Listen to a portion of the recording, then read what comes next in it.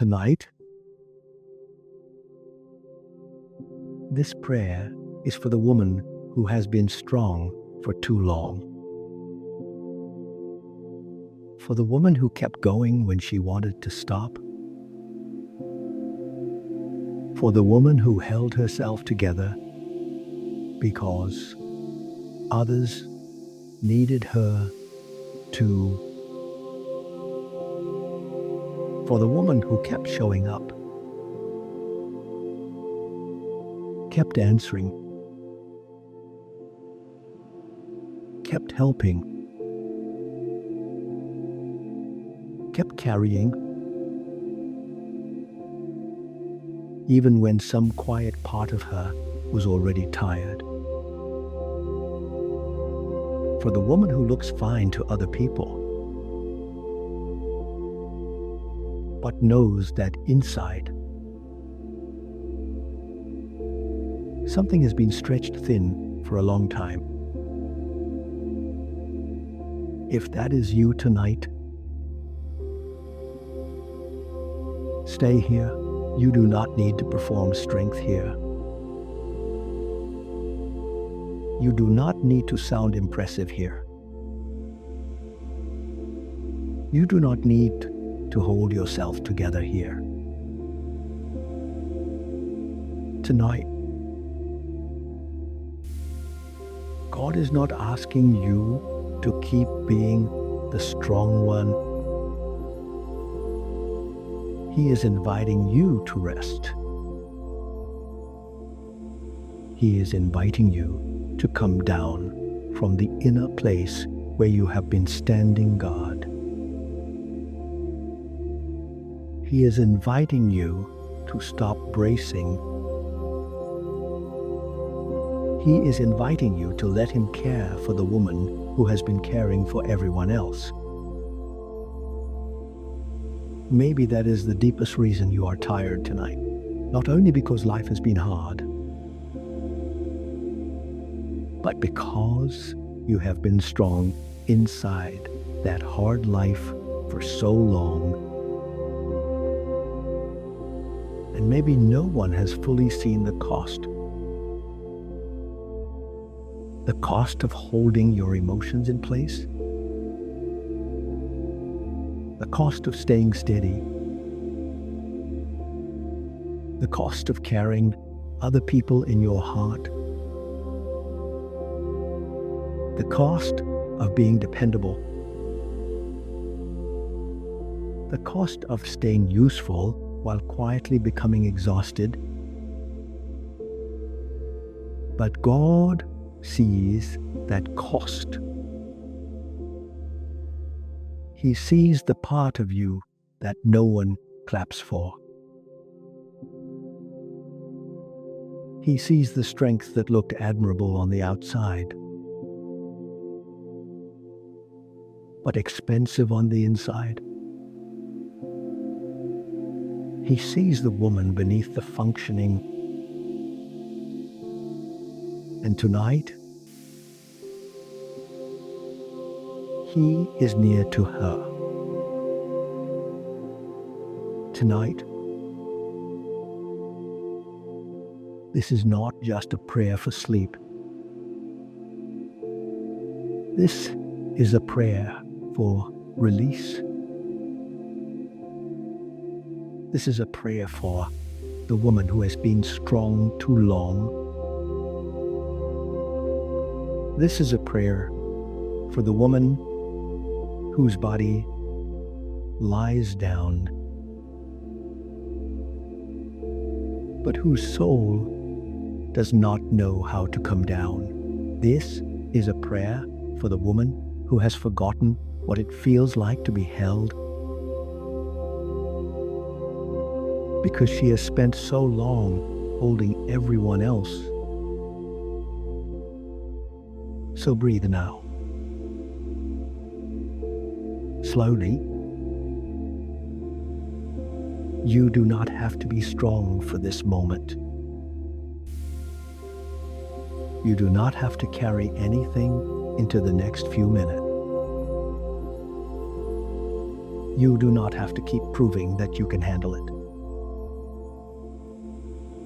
The Lord is near.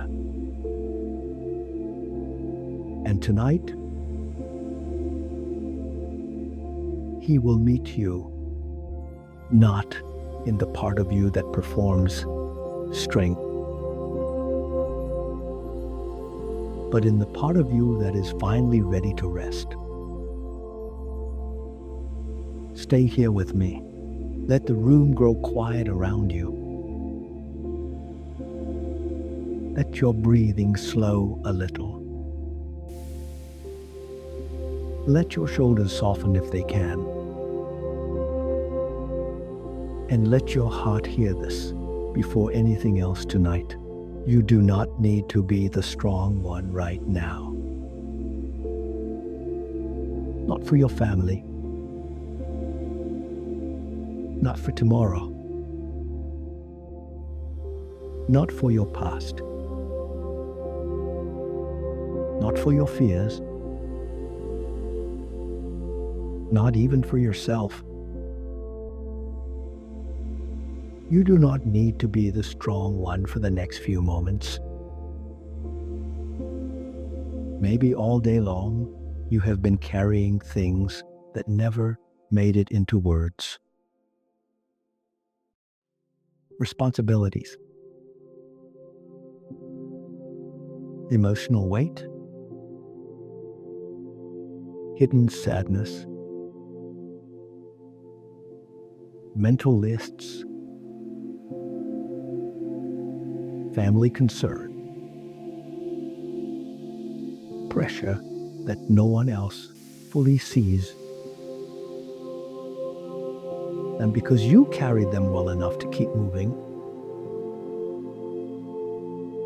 maybe no one noticed how tired you actually were. But God noticed. He noticed the pause in your spirit. He noticed the ache behind your eyes. He noticed the tightness in your chest. He noticed the way you kept going when you were already beyond tired. He noticed the version of you that stayed steady for everyone else. And tonight, He is not asking that version of you to keep going. He is inviting her to lie down. Come to me. All who labor and are heavy laden, and I will give you rest. Not tomorrow. Not once everything is solved. Not once everyone else is okay. No. Tonight, in this room, in this tired body, in this overworked inner life, rest. Maybe you have lived so long in responsibility that rest feels unfamiliar. Maybe you have lived so long in inner alertness that peace feels almost unnatural. Maybe you are so used to being the one others lean on that the idea of coming weak before God feels strange. But listen carefully. Beloved, needing rest does not make you fragile. Needing comfort does not make you faithless. Needing to stop does not make you irresponsible. It makes you human. And human beings were never meant to carry life. without the tenderness of God. The world praises strong women. It praises how much they can hold, how much they can take, how much they can survive, how much they can do without falling apart. But God does not only praise your strength. He cares for your soul. He cares for the place underneath your strength. He cares for what all this carrying has done to your heart. He cares for the tiredness that is built up behind the scenes. He cares for the woman no one else checks on because everyone assumes she is fine. And tonight, I believe He wants to say this very personally. You can stop holding yourself up now. I am here. You can stop clenching now. I am here. You can stop carrying the whole emotional weight of your life in your own body now. I am here. The Lord is my shepherd. I shall not want. That means the pressure to be enough can come down tonight. Because He is enough. The pressure to keep everything from falling apart can come down tonight. Because He is still holding what you cannot. The pressure to remain internally on duty can come down tonight. Because heaven is not asking your nervous system to keep the world together. You have been strong long enough for today. You have thought enough for today. You have worried enough for today. You have held enough for today. You have braced enough for today. Now let the shepherd do what only the shepherd can do. Watch. Guard. Cover. Carry. Take a slow breath in and release it. Again. Inhale gently and exhale slowly. Let your body hear what your spirit is beginning to learn. I do not have to keep being strong right now. Say that softly inside if you need to.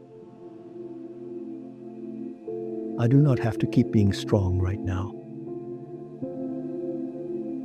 One more time.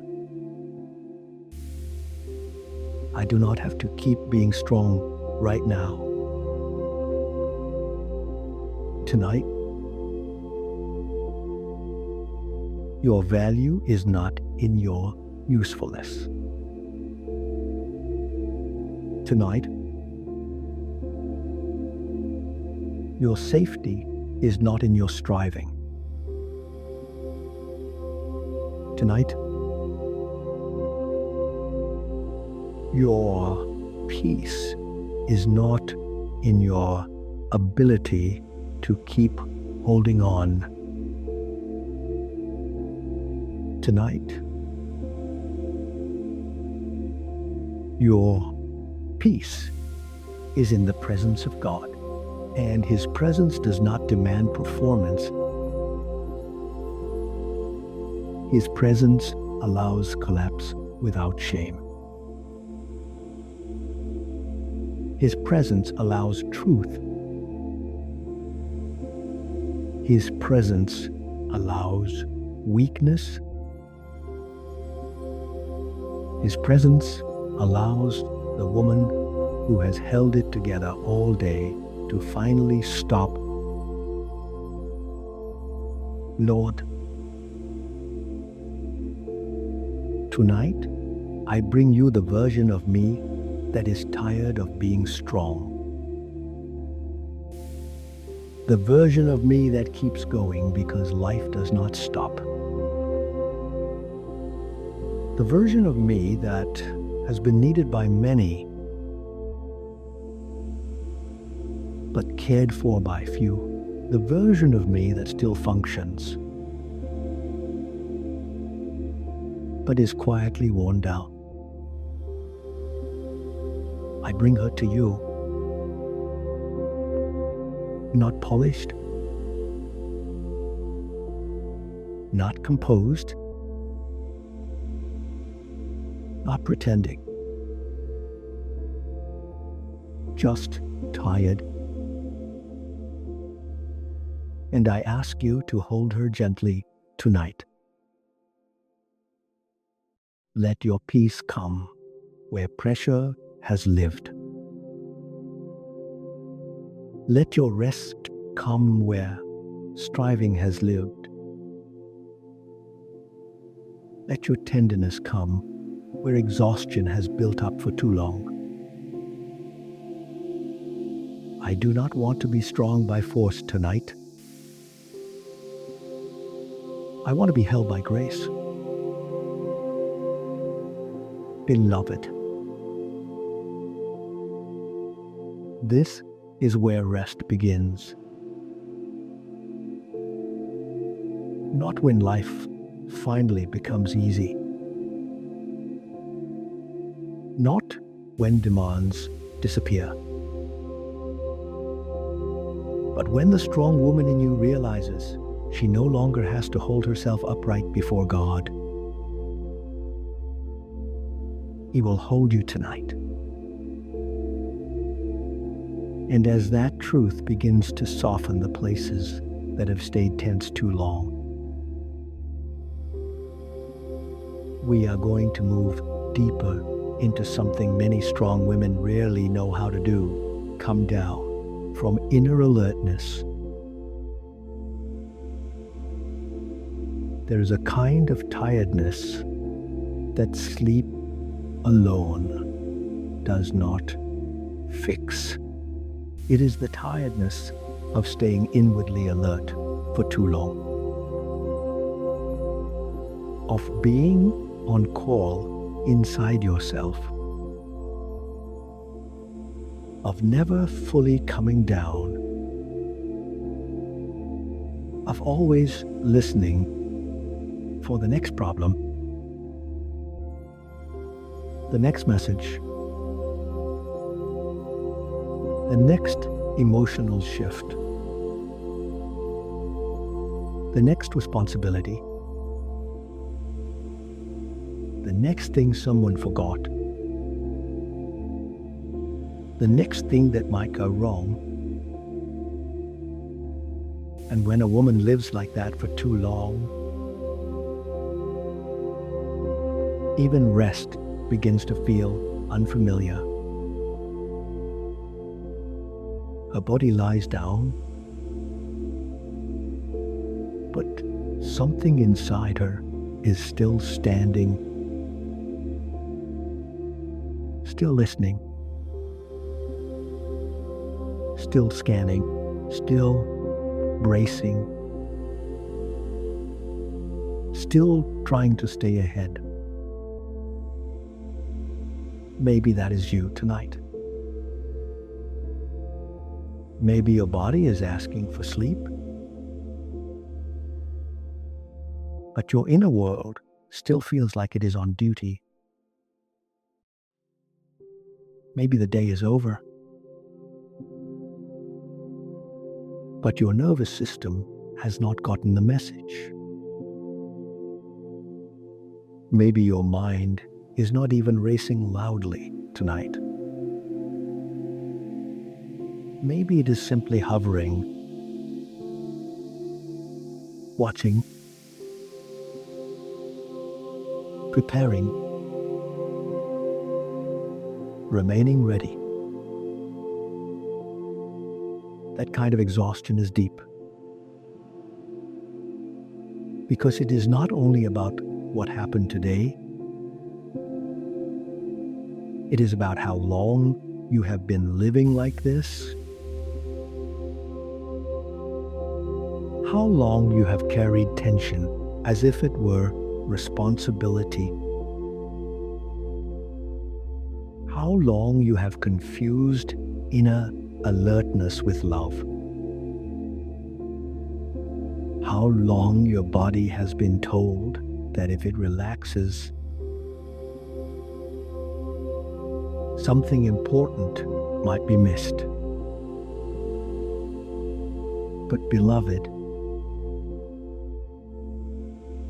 hear this. You do not need to stay on guard to prove you care. You do not need to stay tense to prove you are responsible. You do not need to remain internally awake to protect what only God can protect. Tonight, peace is not asking you to solve everything. Peace is asking you to come down slowly, gently, without fear. Take a breath in and let it out more slowly. Again, inhale it and exhale. Now notice your shoulders. Let them fall if they can. Notice your jaw. Let it soften. Notice your hands. Unclench them. Notice your chest. If there is tightness there, do not fight it. Just breathe into it and let God meet you there. Because some women have been strong so long that their bodies forgot what softness feels like. They forgot what safety feels like. They forgot what it feels like not to brace. And tonight, God is reintroducing your body to peace. Not hurried peace.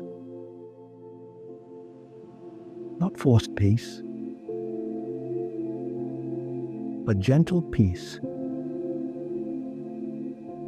The peace of God, which surpasses all understanding,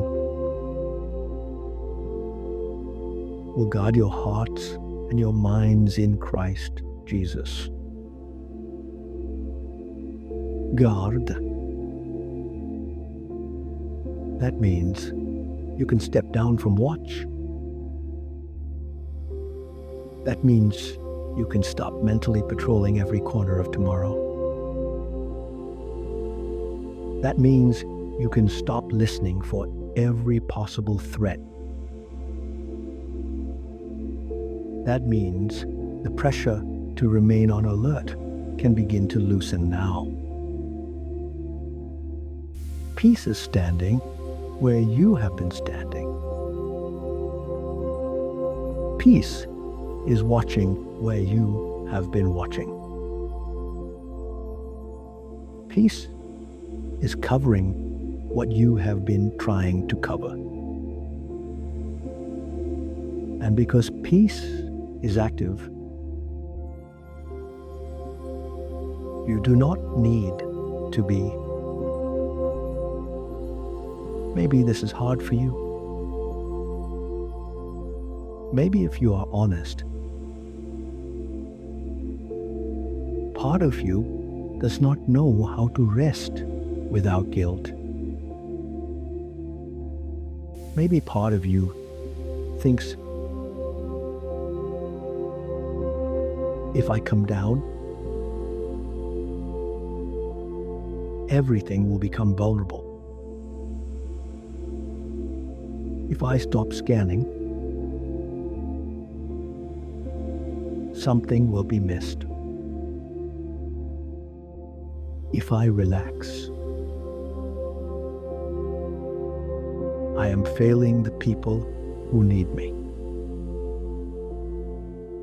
But the truth is this: you were never meant to be the permanent guard over every possibility. Only God can do that. And one reason your body is tired tonight is because it has been asked to do work. It was never created to sustain forever. So let us pray now. Not only over your thoughts, but over your whole inner posture. Lord, I bring you the part of me that stays on guard, the part of me that keeps scanning, the part of me that keeps preparing, the part of me that does not know how to stop listening for what could go wrong. I bring you the tension in my body. I bring you the tightness in my chest. I bring you the fatigue in my nervous system. I bring you the part of me that has confused alertness with love. Tonight, teach me how to come down. Teach my body that it is safe with you. Teach my mind that it does not have to stay on duty. Teach my heart that I do not have to keep watch over everything in order to be faithful. Stand where I have been standing. Guard what I have been trying to guard. Hold what I have been trying to hold. And let your peace become stronger in me than my habit of bracing. Beloved, maybe that is the phrase your soul needs tonight. My habit of bracing. Because strong women often do not only think a certain way, they brace a certain way, they sleep lightly, they feel quickly, they anticipate constantly, they stay prepared inside. They tighten without noticing. They carry atmosphere in their muscles. And after a while, they forget what it feels like to live unbraced. But the shepherd knows. He knows how your body learned this. He knows what you have survived. He knows what you have carried. He knows the invisible training of pressure and disappointment and responsibility. And He is not shaming your body tonight. He is calming it. He is not punishing your nervous system for being tired. He is comforting it. He is not demanding instant stillness. He is leading you slowly beside still waters. So, if your body does not soften all at once, that is all right. If your breathing still feels uneven, that is all right. If part of you still feels on edge, that is all right. Peace is still coming. Not as performance, as presence. And as you begin to come down from inner alertness, we are going to go to the place where many strong women hide the most pressure, the mind that keeps carrying everything after the day is over. Sometimes people call it overthinking. And yes, sometimes that is true. But often, what looks like overthinking is something deeper. It is overload. It is a tired mind trying to carry what the soul was never meant to carry alone. It is inner overwork. It is emotional weight that has nowhere to go except in circles. It is love, fear, pressure,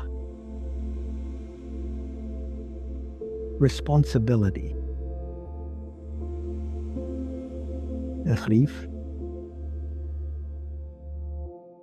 planning, remembering, and unresolved concern, all piling into the same quiet hour. Sonno. Beloved, you are not always thinking too much because you are dramatic. Sometimes you are thinking too much because you are carrying too much.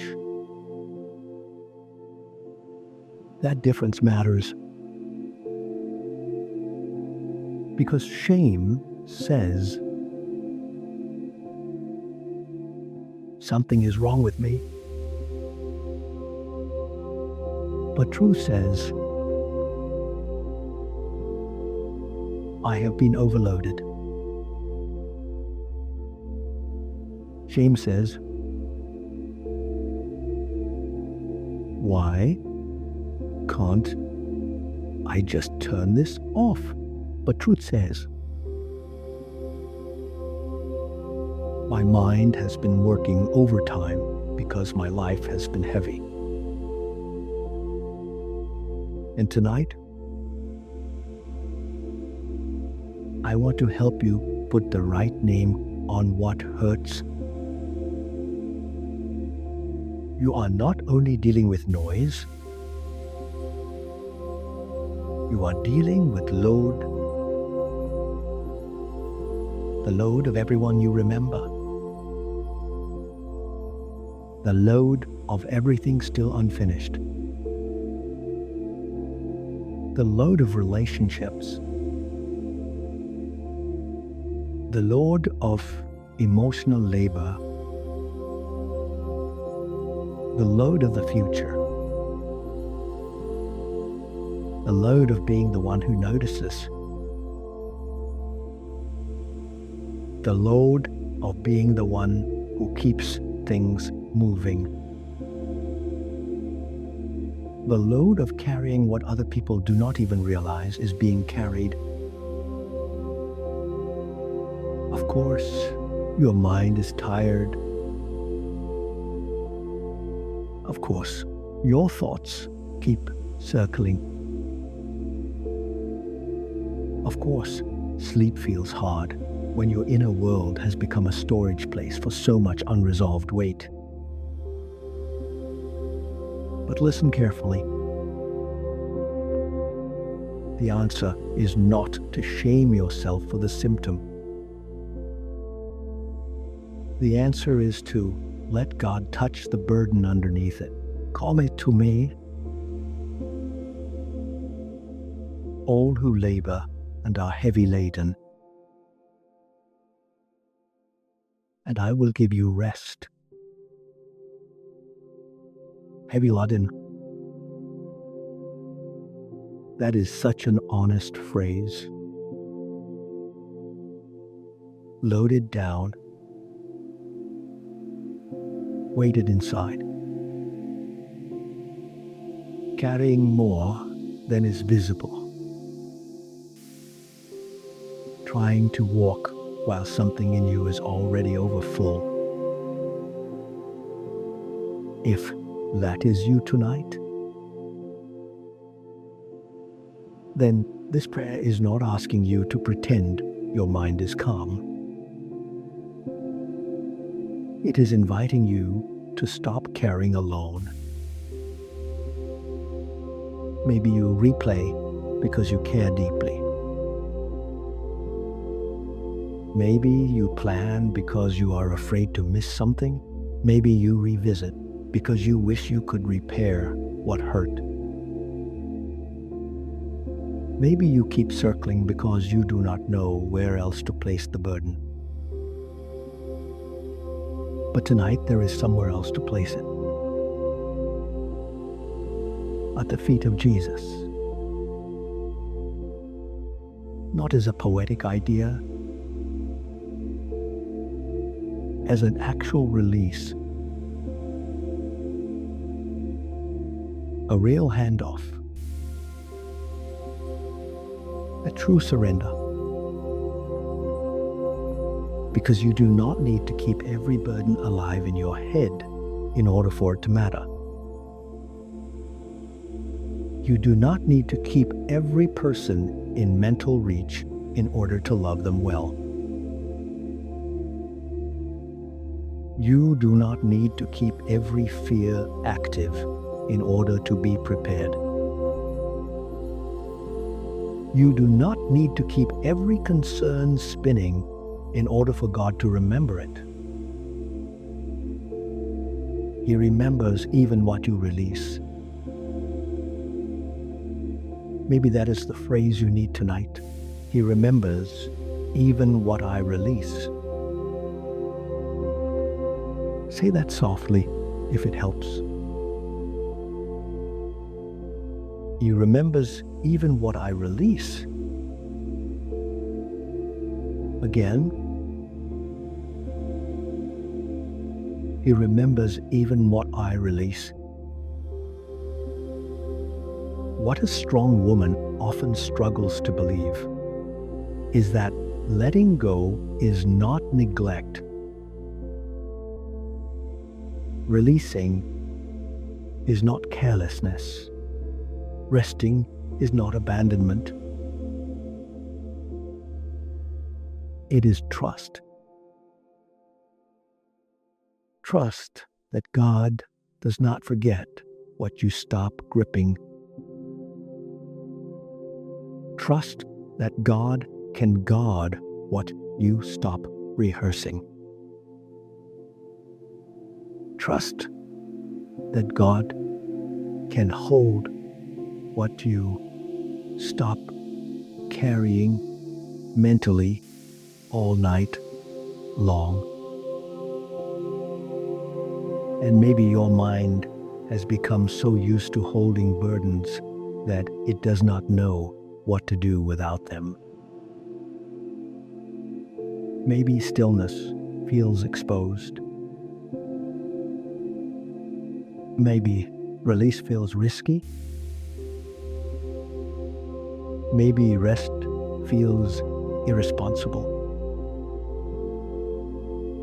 But let the shepherd teach you a different rhythm tonight, a rhythm where care is still real, but burden is transferred, a rhythm where love remains, but pressure comes down, a rhythm where concern becomes prayer, and prayer becomes surrender, and surrender becomes rest. Let us pray now. Lord, I am not only tired because I am thinking, I am tired because I have been carrying too much, too many concerns, too many details, too many emotions, too many people in my heart, too many unfinished things in my mind. I have carried what I could. I have carried what I should not have had to carry alone. I have carried things in silence. I have carried things in my body. I have carried things in my thoughts. I have carried things so long that they have started to feel like part of me. But tonight, I do not want to keep carrying alone. So, I bring you the load. The visible load, the invisible load, the family load, the emotional load, the mental load, the spiritual load. I place it before you now. Not because it is small, but because you are strong enough. Not because I do not care, but because I care, and I cannot carry this forever. Not because I understand everything, but because I trust you more than I trust my constant inner effort. Lift the load tonight.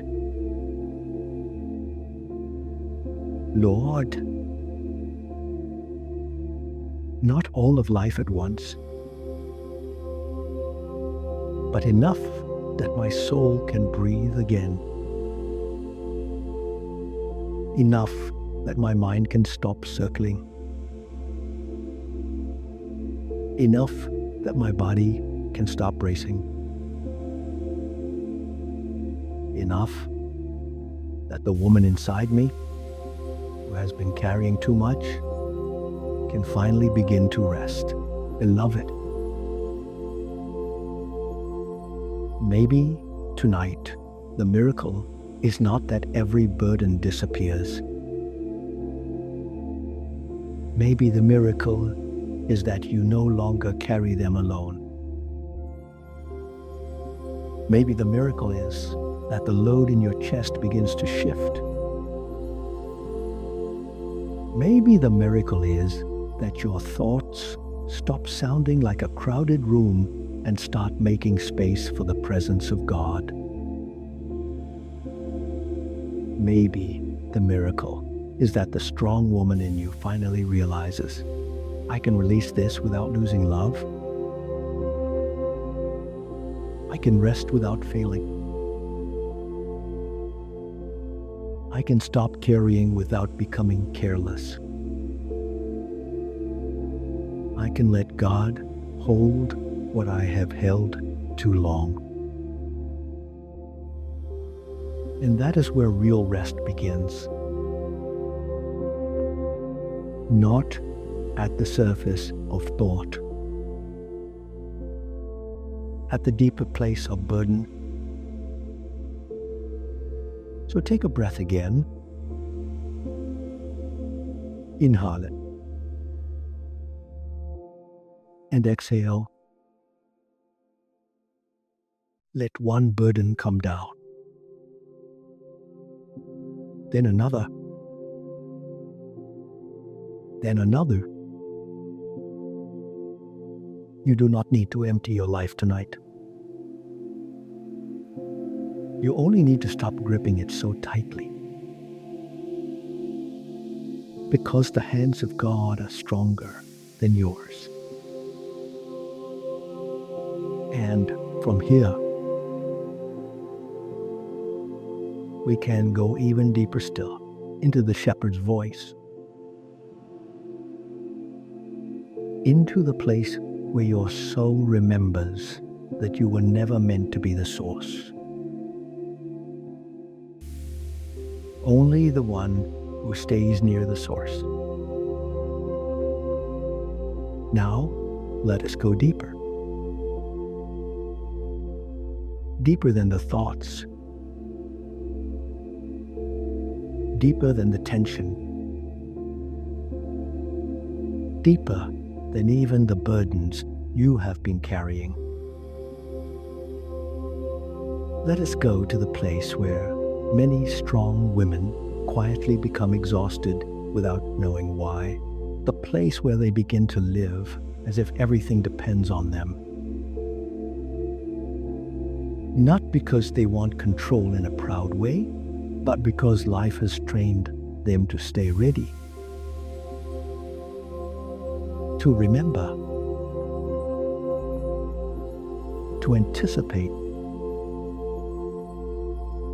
So what? To notice? To step in?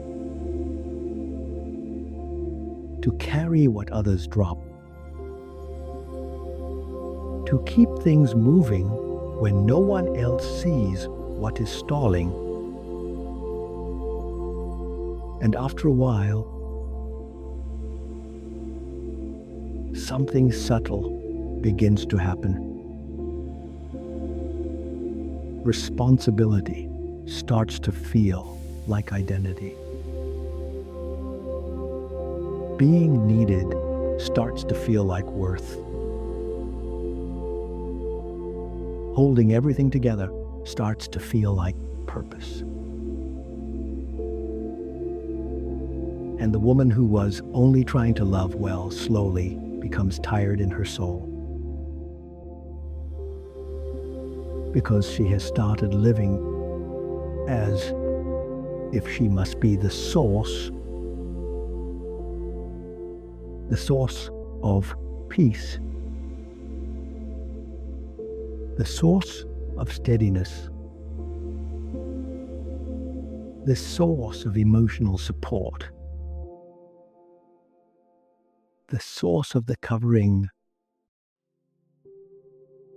the source of what keeps the house from falling apart. But beloved, hear this gently tonight. You are not the source. You were never meant to be. You were not created to generate endless strength out of your own body. You were not created to produce unshakable peace out of your own nervous system. You were not created to be the fountain everyone drinks from while your own soul runs dry. You were created to live near the source. That is very different. To live near the source means you do not have to create what only God can provide. You do not have to manufacture peace. You receive it. You do not have to force wisdom. You ask for it. You do not have to sustain everyone with your own inner life. You returned to the one who sustains you. Maybe that is why you are so tired. Not because you are weak, but because somewhere along the way, you started trying to live from your own limited supply, from your own strength, from your own vigilance, from your own emotional endurance, from your own mental effort.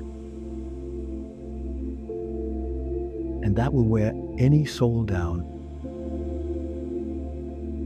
even a loving one, even a faithful one, even a capable one, especially a capable one.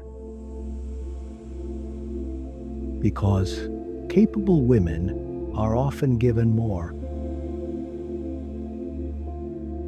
expected to carry more, assumed to need less, and over time, they may begin to believe they can only rest after they have become enough for everyone. But you will never find true rest there. Because enough for everyone is not a place God ever asked you to reach. He only asked you to stay close to Him. Abide in me. What a soft command. Not perform for me. Not impress me. Not prove yourself to me. Abide in me. Stay near. Remain. Rest close. Draw life from me. Receive what you cannot generate yourself. That is the invitation tonight. Not to become stronger by force, but to come closer. To stop trying to squeeze one more drop of peace out of your own exhausted mind. To stop demanding from yourself what only God can pour in. To stop acting like your soul must function as a private power station for everyone you love. Beloved,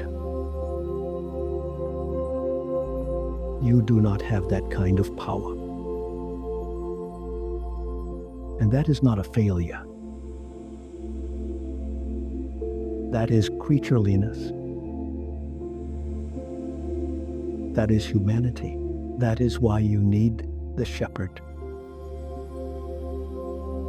That is why you need still waters. That is why you need grace.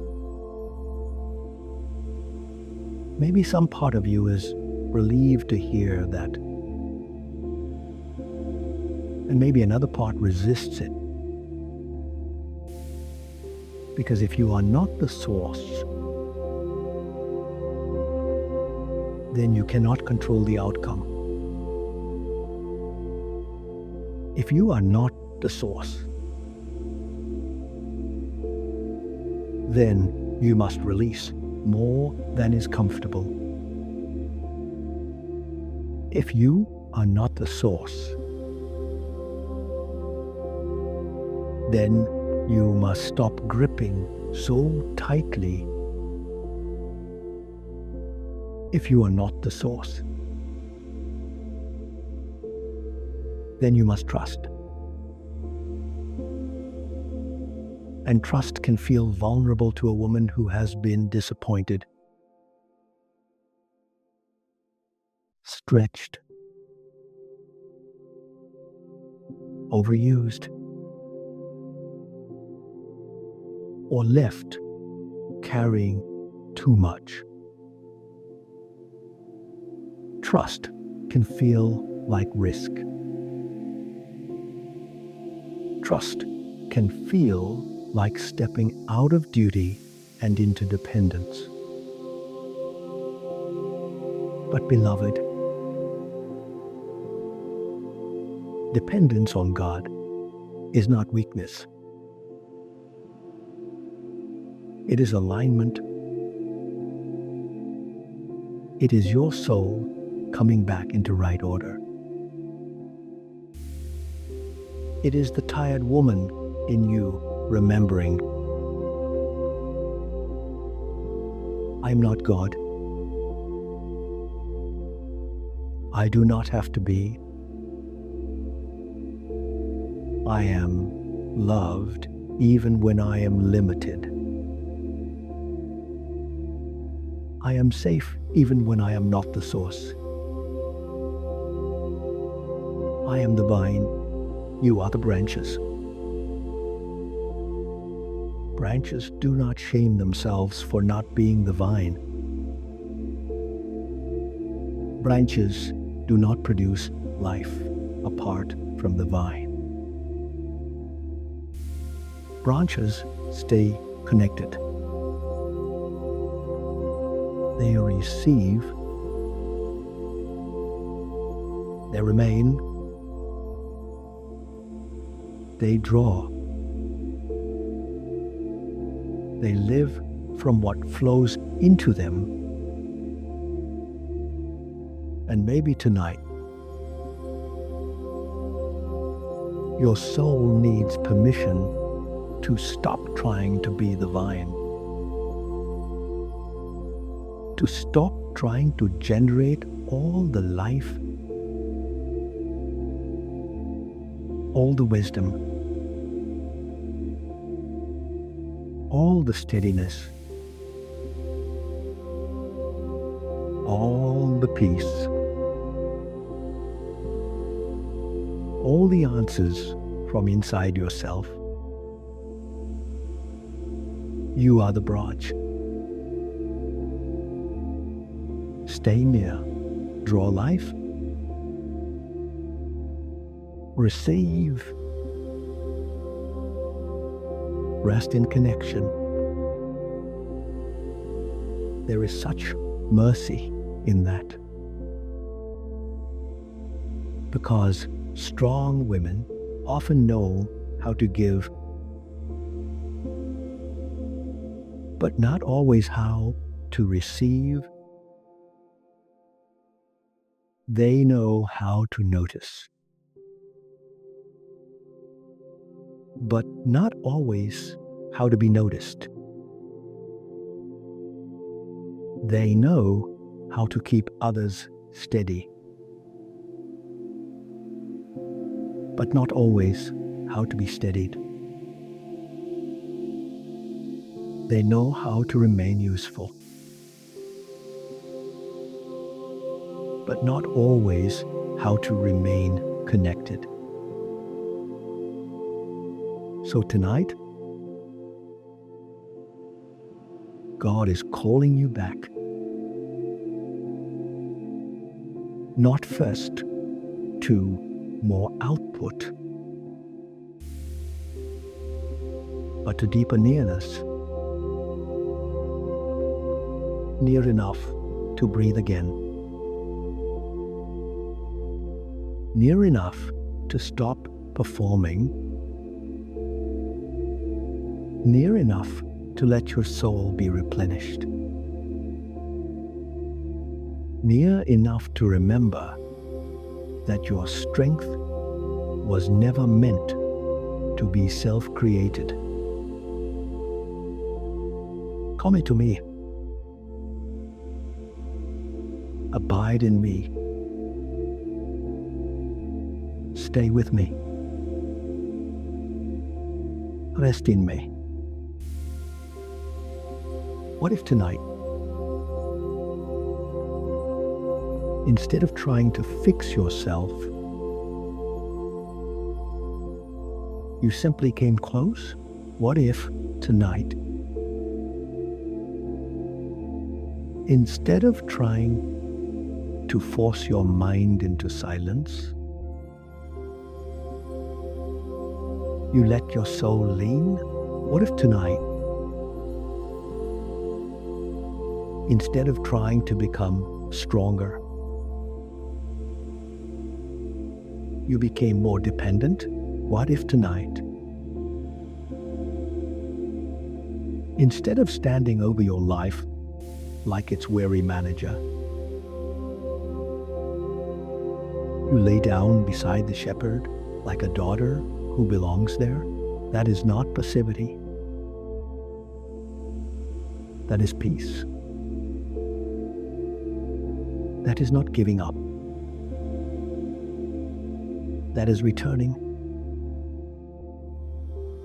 That is not losing yourself. That is finding the right center again. Lord, tonight I confess that I have tried to live like the source. I have tried to carry from my own strength. I have tried to hold from my own endurance. I have tried to keep peace from my own effort. I have tried to remain steady by tightening every part of myself. And I am tired. So tonight, I come back to you, not as the source, as the one who needs the source, not as the answer, as the one who needs your wisdom, not as the covering, as the one who needs your covering, not as the strong one, as your daughter. Teach me how to remain. Teach me how to receive. Teach me how to draw life from your presence. Teach me how to stop demanding from myself what only you can give. And Lord, for the woman listening who feels guilty when she is not producing, not solving, not holding, not managing, remind her that abiding is also holy. Resting near you is not wasted time. Being replenished is not selfish. Coming close to you is not avoidance. It is survival in its truest form. It is wisdom. It is life. Beloved, maybe your soul has been thirsty for a long time. thirsty for quiet, thirsty for tenderness, thirsty for care, thirsty for a peace that does not have to be self-maintained. If so, listen to the voice of Jesus tonight. If anyone thirsts, let him come to me and drink. Drink. Not strive. Not prove. Drink. Which means tonight, your role is not to become the well. Your role is to come thirsty. And thirst is not a problem in the presence of God. It is the place where grace begins to flow. So bring your dry places. Bring the parts of you that feel overused. Bring the part of you that has poured out too long. Bring the part of you that has been surviving on duty. Routine and inner pressure. Bring it all near the source. And let God do what sources do. Let him refill. Let him steady. Let him nourish. Let him strengthen without force. Let him restore what you could never restore by pushing harder. Take a slow breath now. Inhale and exhale.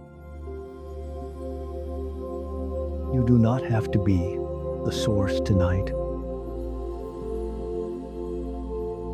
That job is not yours. You only have to stay near the source. Again, softly, I do not have to be the source tonight. One more time, I do not have to be the source tonight. Let that truth take pressure off your chest. Let it loosen the grip in your mind. Let it soften the inner demand that has kept you working long after your soul was tired. Because this is where peace grows. Not in self-sufficiency, in surrender. Not in endless output. In nearness, not in your ability to hold everything. In your willingness to be held. And as you come nearer to the source, something beautiful begins to happen. The soul that has been dry starts to remember water. The mind that has been overworking starts to remember stillness. The woman who has been carrying starts to remember what it feels like to be carried. And from here, we can go into the next holy movement of this prayer. What happens when God begins to restore the parts of you that life has worn thin. Now stay here. Stay near the source a little longer. Do not rush ahead. Do not try to turn this into effort. Just remain. Because when a woman has been strong for too long, what she often needs is not one more push. She needs restoration. Not the kind the world talks about. Not a quick break. Not a temporary distraction. Not a few hours away that leave the soul just as thirsty as before. She needs the kind of restoration that reaches the hidden places. The places life has worn thin. The places responsibility has pressed on. The places disappointment has brushed against again and again. The places where giving has exceeded receiving for too long. The places where strength has cost more than anyone realized. He restores my soul. There is so much mercy in that sentence. Because it means God does not only help you keep going, He restores. He does not only ask you to endure, He restores. He does not only stand beside you while you remain depleted, He restores. He does not only admire how long you have survived, He restores what survival has worn down. Maybe tonight your body is not the only thing tired. Maybe your soul feels worn. Worn by responsibility. Worn by disappointment. Worn by constantly being needed. Worn by having to keep moving while grief, pressure, or uncertainty quietly followed you through the day. And sometimes when the soul is worn, it does not always look dramatic. Sometimes it looks like numbness. Sometimes it looks like irritability. Sometimes it looks like tears that come faster than usual. Sometimes it looks like losing interest in what once brought joy. Sometimes it looks like doing everything you are supposed to do while feeling strangely absent inside. Sometimes it looks like a woman who is functioning but not flourishing. If that is where you are tonight, do not be ashamed of that. A worn soul is not a failed soul. A weary inner life is not evidence that you are doing life wrong. It is often evidence that you have been pouring out for too long without enough replenishment. And God sees that. He sees the places in you that feel rubbed raw. He sees the places where hope got tired. He sees the places where tenderness became guarded. He sees the places where your heart stopped expecting much, because expecting became painful. He sees the places where your joy has grown quiet. He sees the places where you are still showing up, but not from fullness. And he is not frightened by how tired those places are. He knows how to restore them, not rush them, not shame them, not force them open. Restore them. Maybe the first thing your soul needs restored is softness, because strong women often become hard in places they never intended to. Not cruel, just guarded, careful,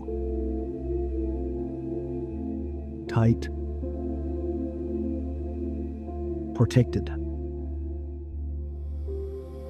Not because they stopped loving, but because life taught them that softness can be costly.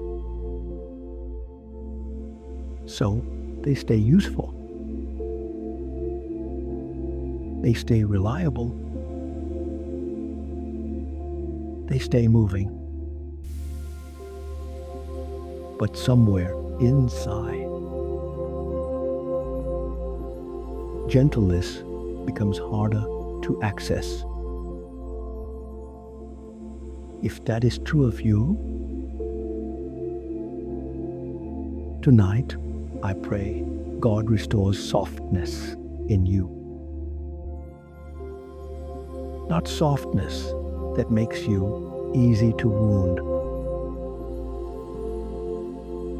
Softness that lets you receive peace again. Softness that lets you breathe without always preparing. Softness that lets your heart stop defending itself for a little while. Softness that lets you be held by God without suspicion. Maybe your soul needs hope restored. Not loud hope. Not polished hope. Just the kind that quietly says, God is still here. God is still good. God is still able to restore what feels worn. I am not past renewal, because sometimes exhaustion does not only make the body tired, it makes the future feel dim. It makes change feel unlikely. It makes healing feel distant. It makes peace feel like something meant for other people. But tonight, the shepherd is not offering you someone else's peace. He is offering you your own portion, your own cup, your own restoration, your own gentle return to life. Maybe what needs restoring in you is trust. not because you do not believe in God, but because you have been stretched, disappointed, overused, left carrying things you should not have had to carry alone. And now even peace feels hard to trust. Rest feels hard to trust. Gentleness feels hard to trust. Because when a woman has been living in high alert, calm can almost feel unsafe. She may ask without words, what if I relax and get hurt? What if I let go and something falls apart? What if I trust and life presses hard again?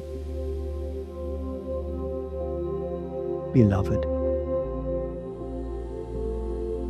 God does not mock those questions. He meets them. He knows why your soul learned to hold itself tightly.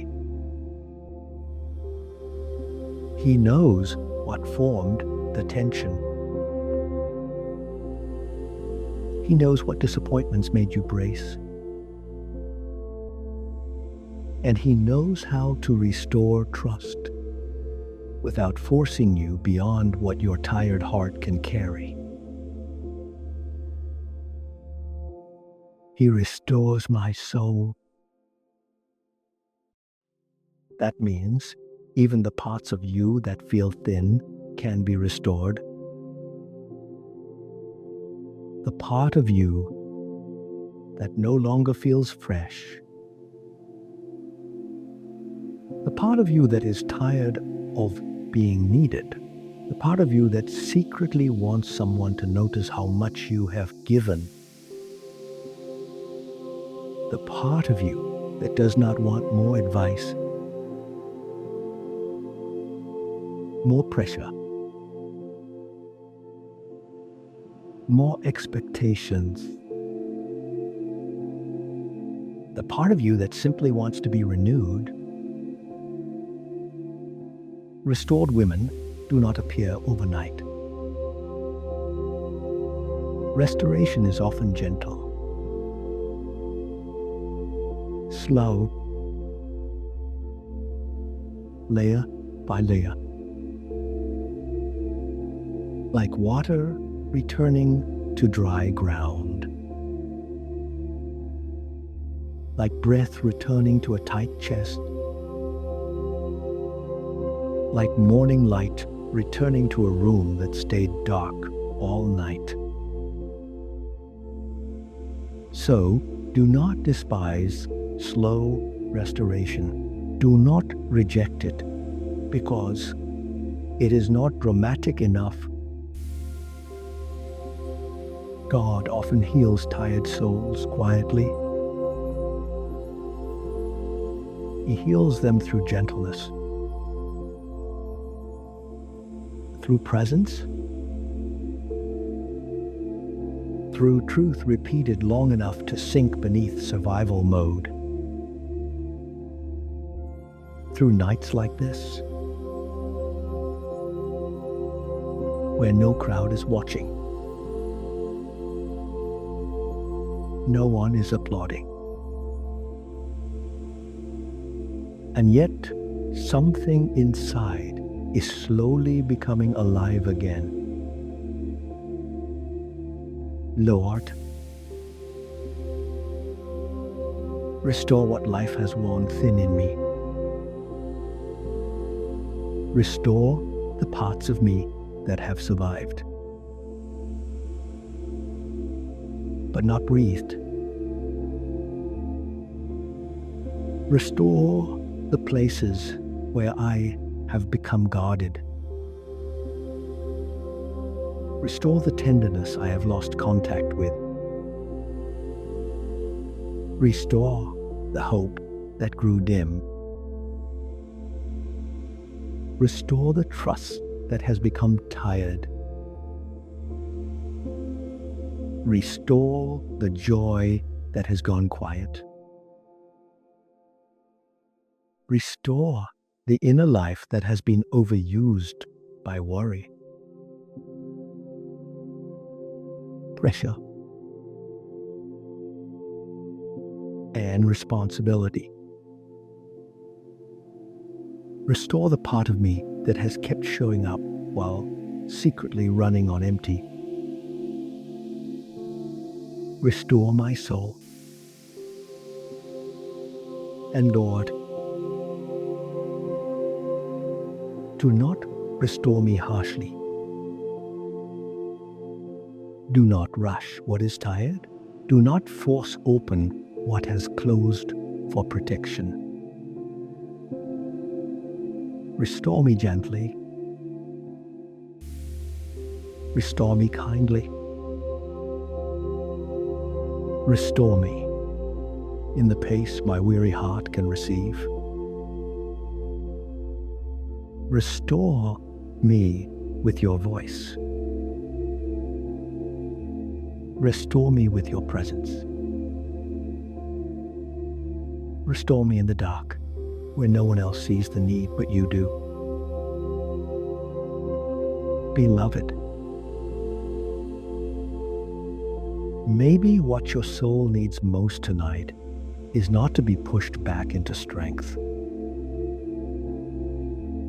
Maybe it needs permission to be replenished. Those are not the same thing.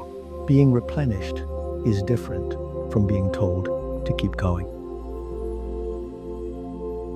Being replenished is different from being admired for endurance. Being replenished is different from being praised for how much you can hold. Replenishment says, you have poured out. Now let heaven pour in.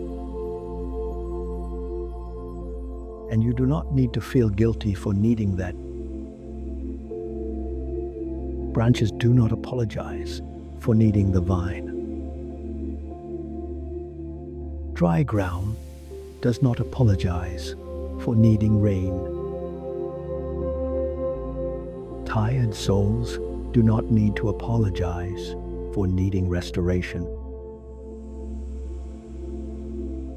Need is not failure in the kingdom of God.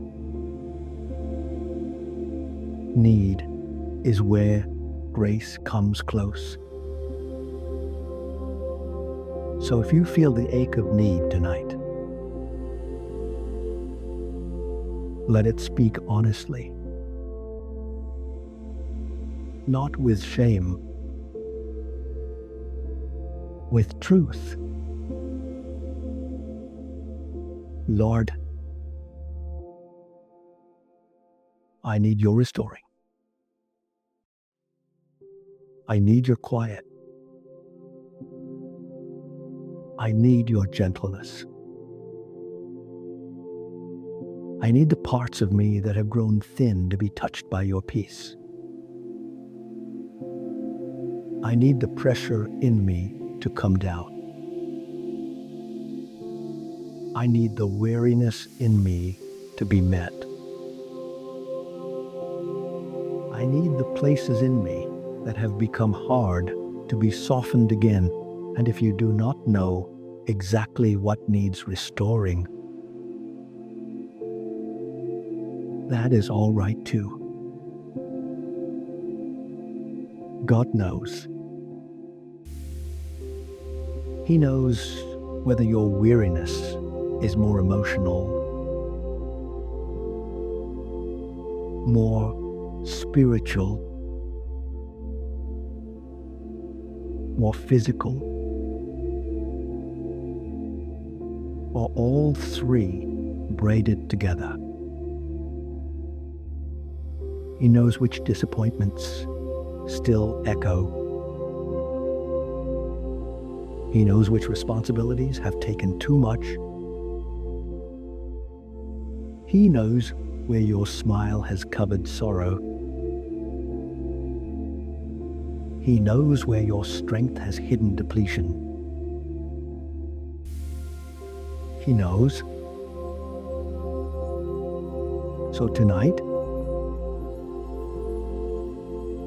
you do not have to diagnose your whole soul before bringing it to Him. You only have to bring it. Bring the heaviness. Bring the quiet sadness. Bring the numb places. Bring the overused places. Bring the places that still ache in ways you do not know how to explain. He restores my soul. Take that sentence and let it rest on you now. He restores my soul. Not I restore myself. Not I finally get strong enough. Not I push harder. He restores my soul. Say it softly if you want to. He restores my soul. Again. He restores my soul. One more time. He restores my soul.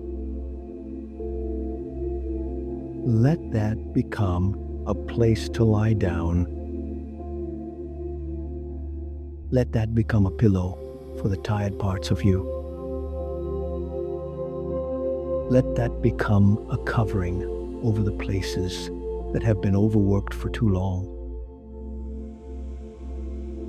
Because restoration begins where striving ends. And tonight,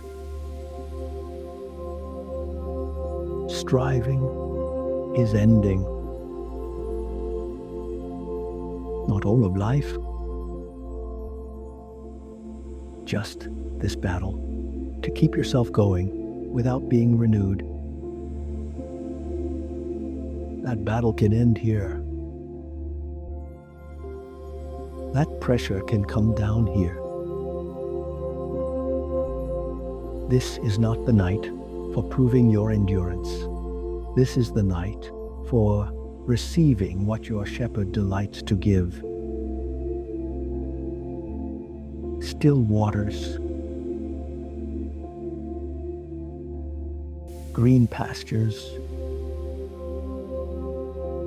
rest for the soul, a cup that is filled again. So breathe now. Slowly in and out. Imagine the dry places in you receiving water. Imagine the tight places in you receiving warmth. Imagine the worn places in you receiving care.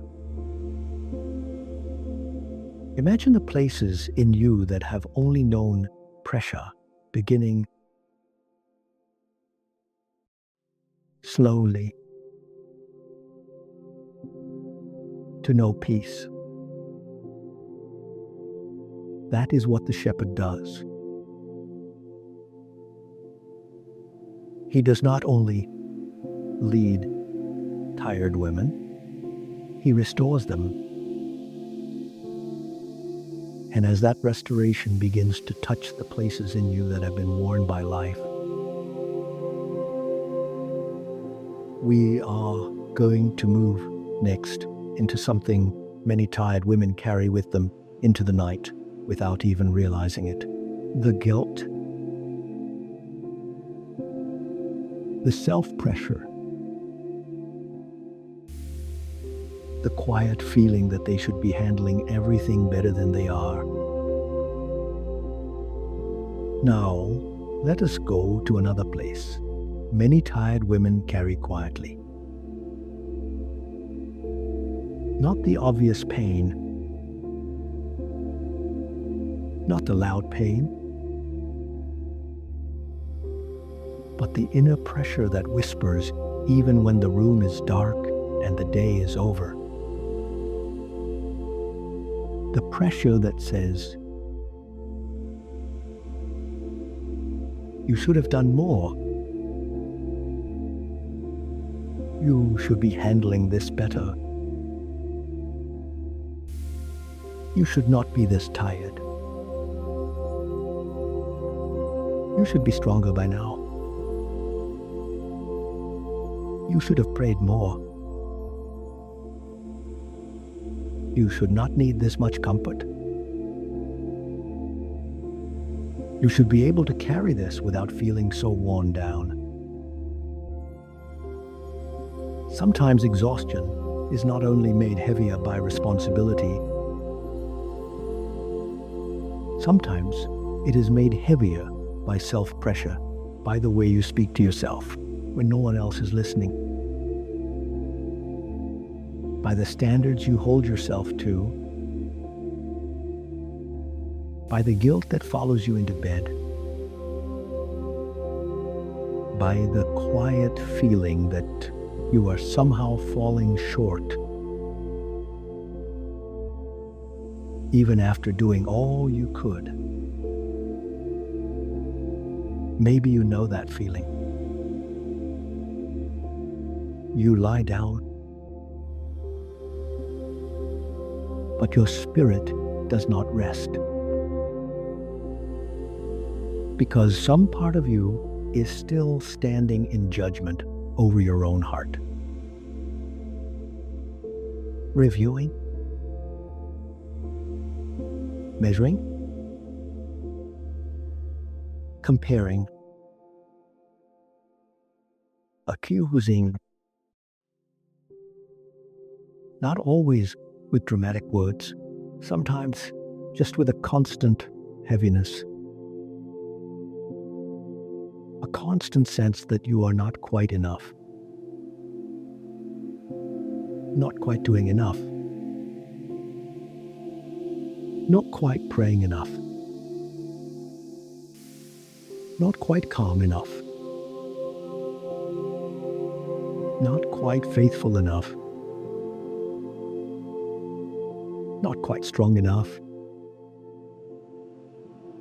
Beloved, that voice is not the voice of your shepherd tonight. The shepherd leads. The shepherd restores. The shepherd comforts. The shepherd corrects with love. But he does not crush with shame. And many tired women do not realize how much of their suffering is being increased. Not only by what they carry, but by how harshly they carry themselves. Maybe you are not only tired from life, maybe you are tired from fighting yourself too. Tired from expecting more from yourself than God is asking. Tired from carrying standards that were never given by heaven.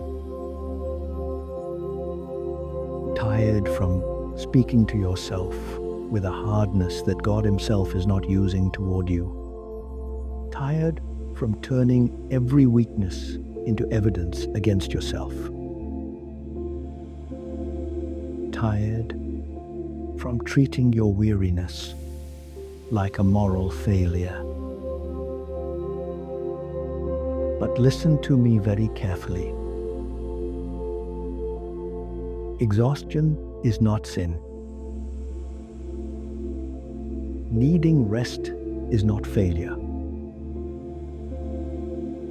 Feeling thin is not proof that you have failed God. Being overwhelmed does not make you weak in a shameful way. It makes you human. And God does not deal harshly with his daughters for being human. Maybe what has worn you down most is not even the visible burden. Maybe it is the secret pressure to always be doing better. Always be wiser. Always be calmer. Always be stronger.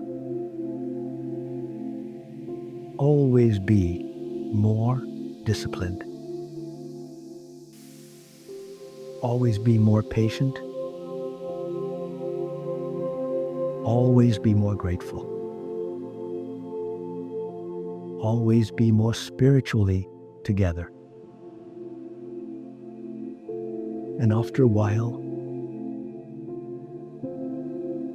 even your relationship with God can start to feel like another place where you fear disappointing someone. But that is not what he wants from you tonight. He is not asking for better performance. He is asking for honesty. He is not asking for more inner pressure. He is asking for surrender. He is not asking you to climb toward him with self-correction. He is asking you to lie down in his mercy. There is therefore now no condemnation for those who are in Christ Jesus. No condemnation. Pause there. Not less condemnation. Not delayed condemnation. Not condemnation once you have fixed yourself a bit more. No condemnation. That means the woman listening tonight does not have to be sentenced by her own tired thoughts. She does not have to drag herself through an inner courtroom before sleep.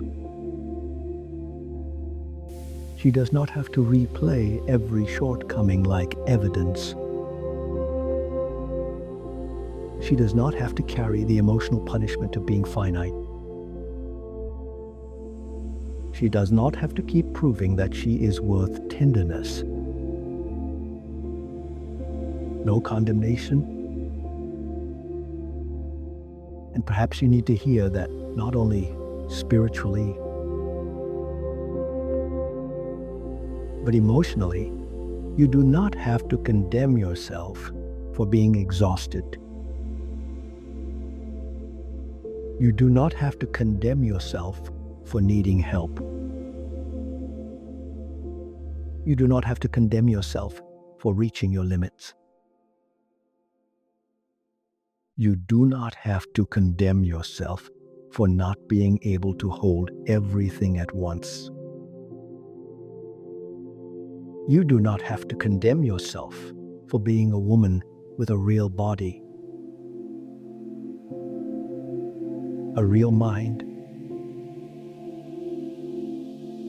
a real heart, and real limits. Maybe some of the guilt you carry sounds spiritual. I should have trusted God more. I should not be so anxious.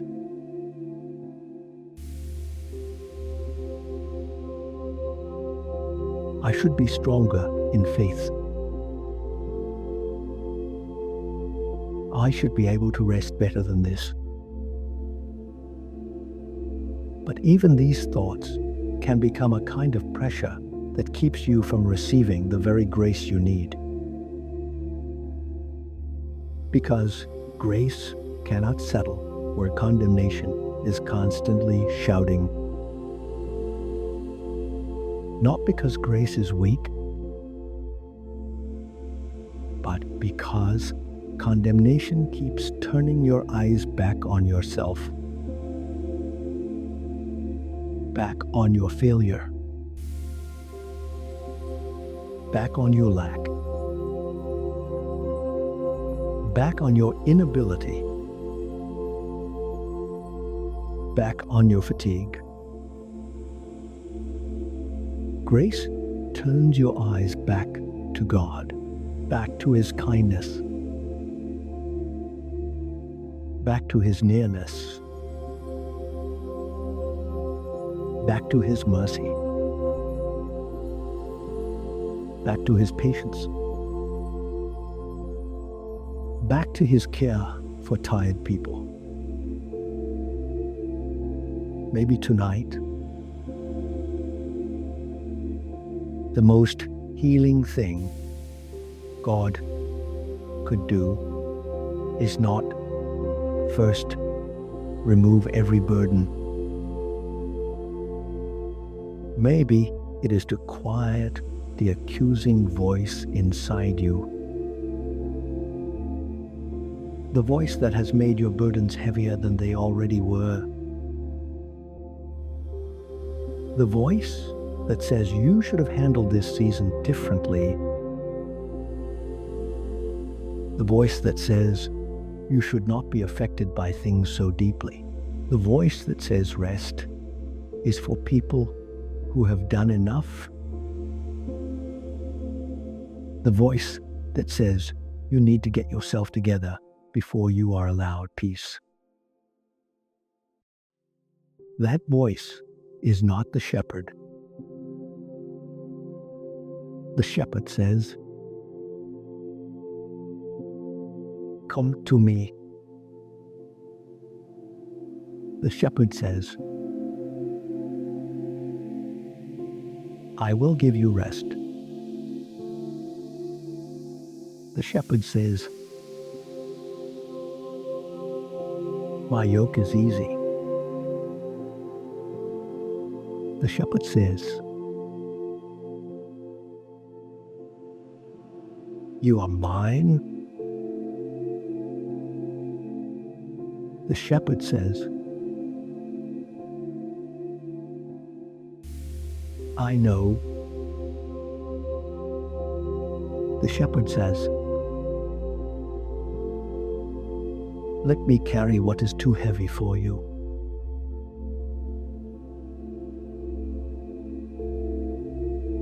And maybe because you have been under pressure for so long,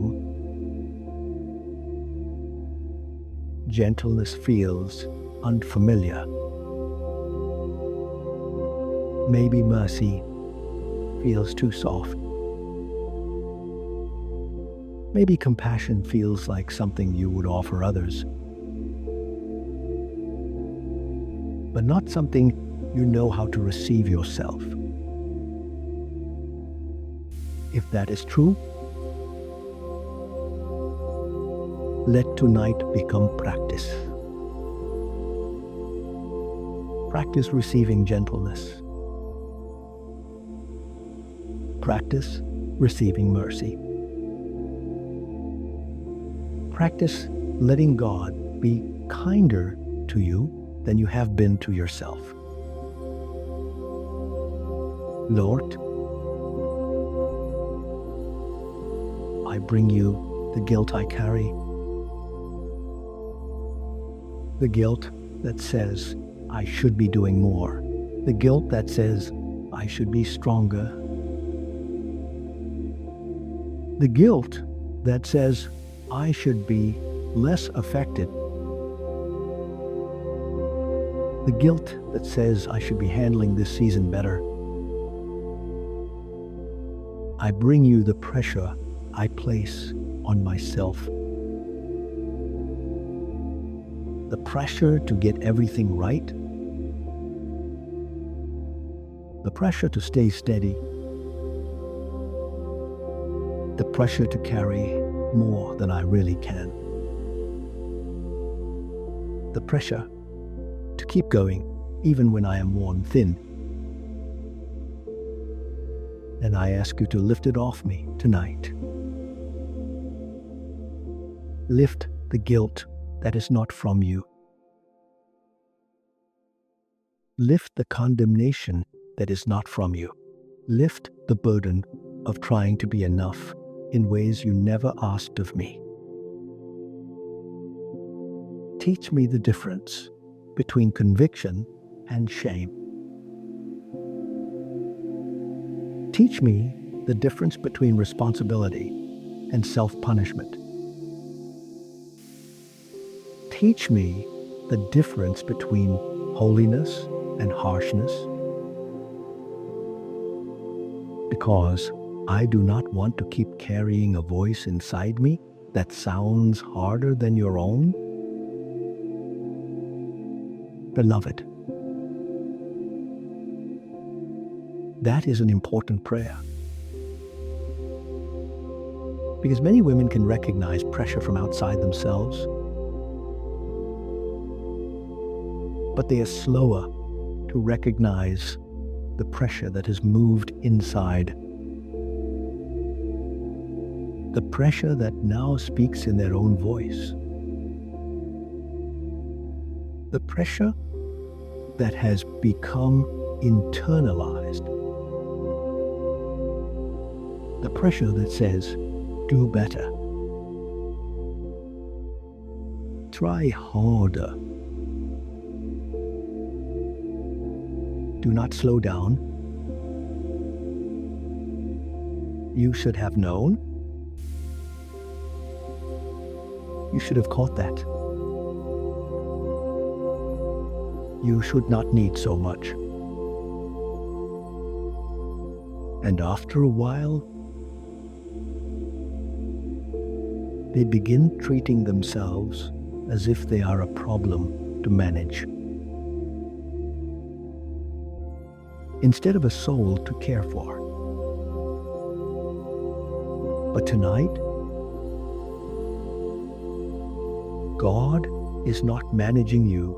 He is caring for you. He is not rolling his eyes at your tiredness. He is not frustrated by your limits. He is not asking why you are still struggling. He is drawing near with compassion. Like a father has compassion on his children, so the Lord has compassion on those who fear him.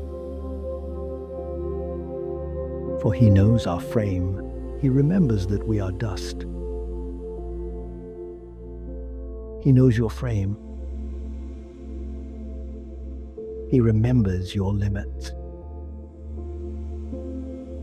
He does not forget that you are dust. He does not ask dust to behave like steel. He does not demand from a tired body what only heaven can sustain. He does not despise your humanity.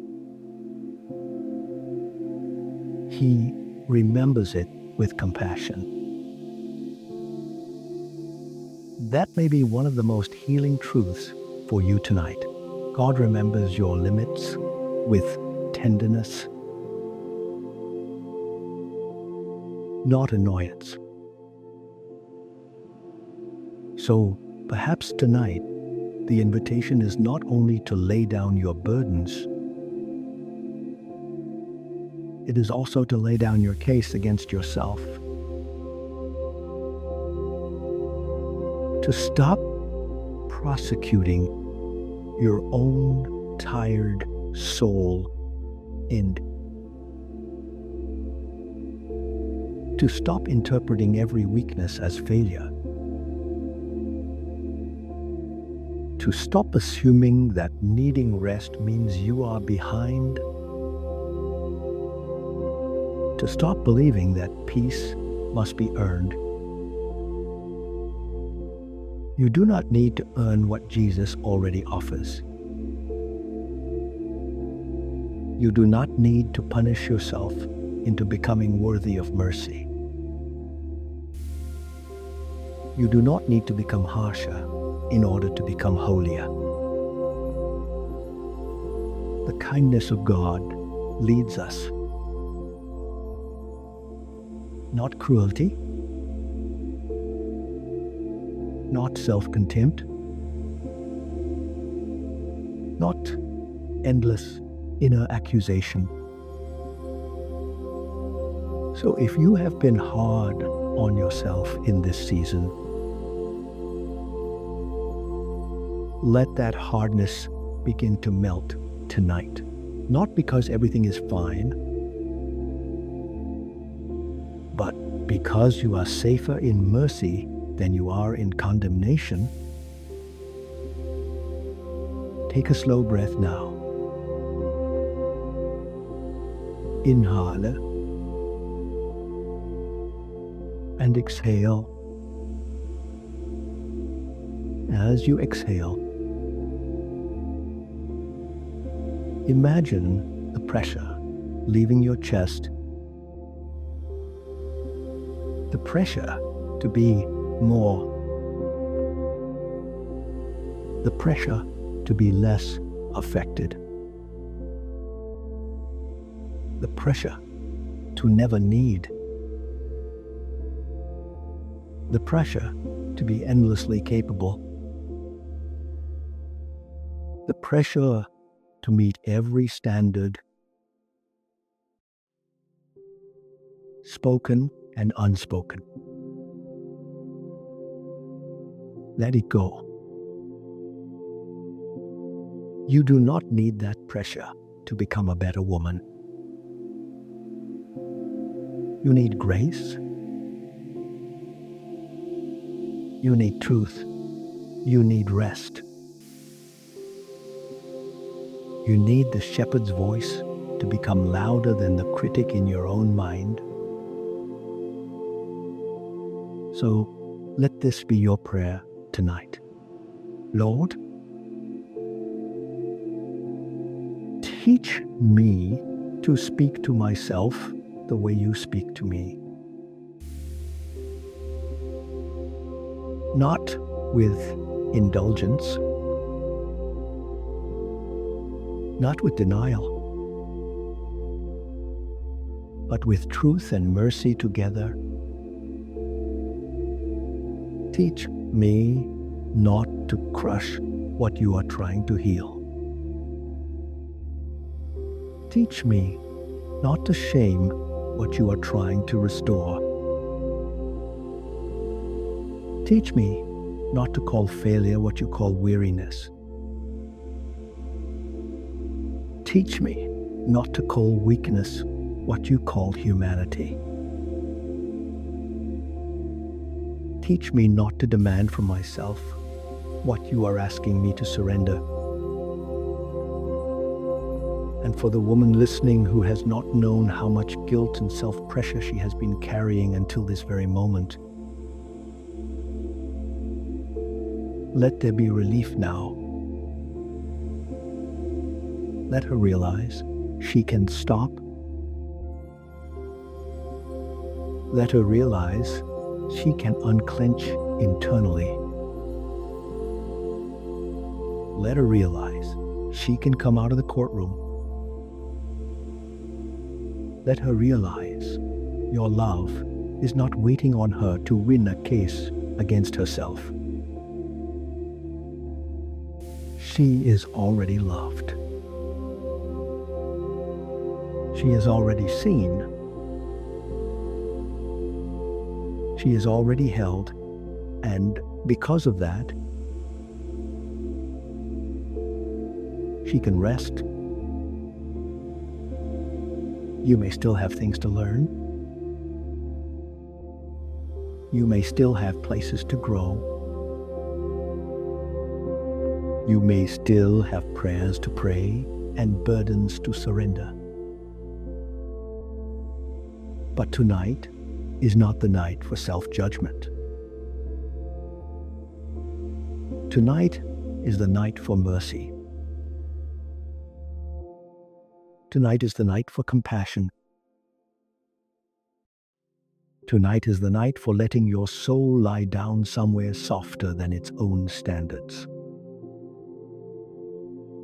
So lie down here. Lie down in the compassion of God.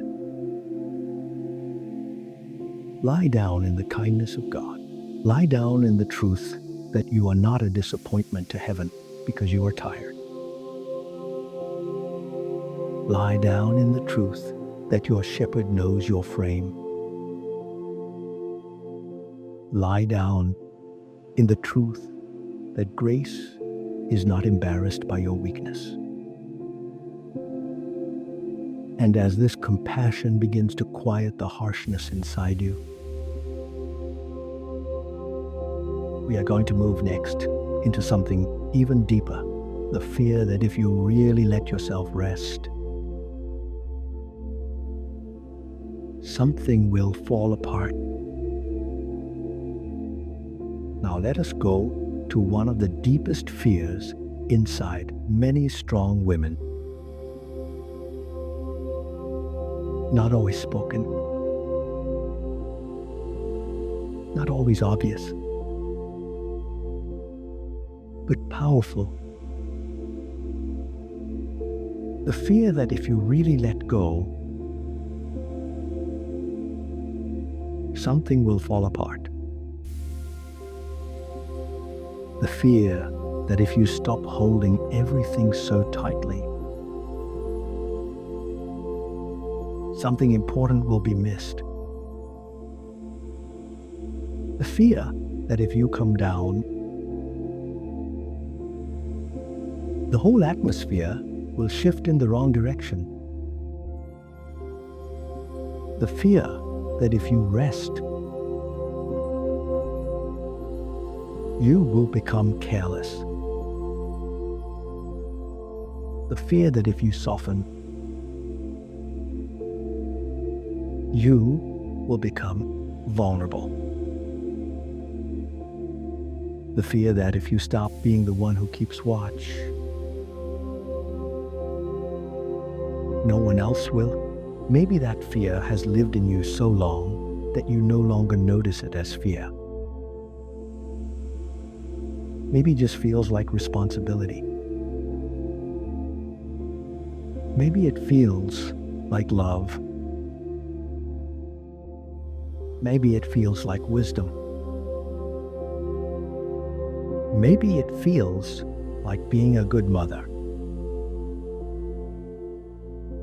a good wife,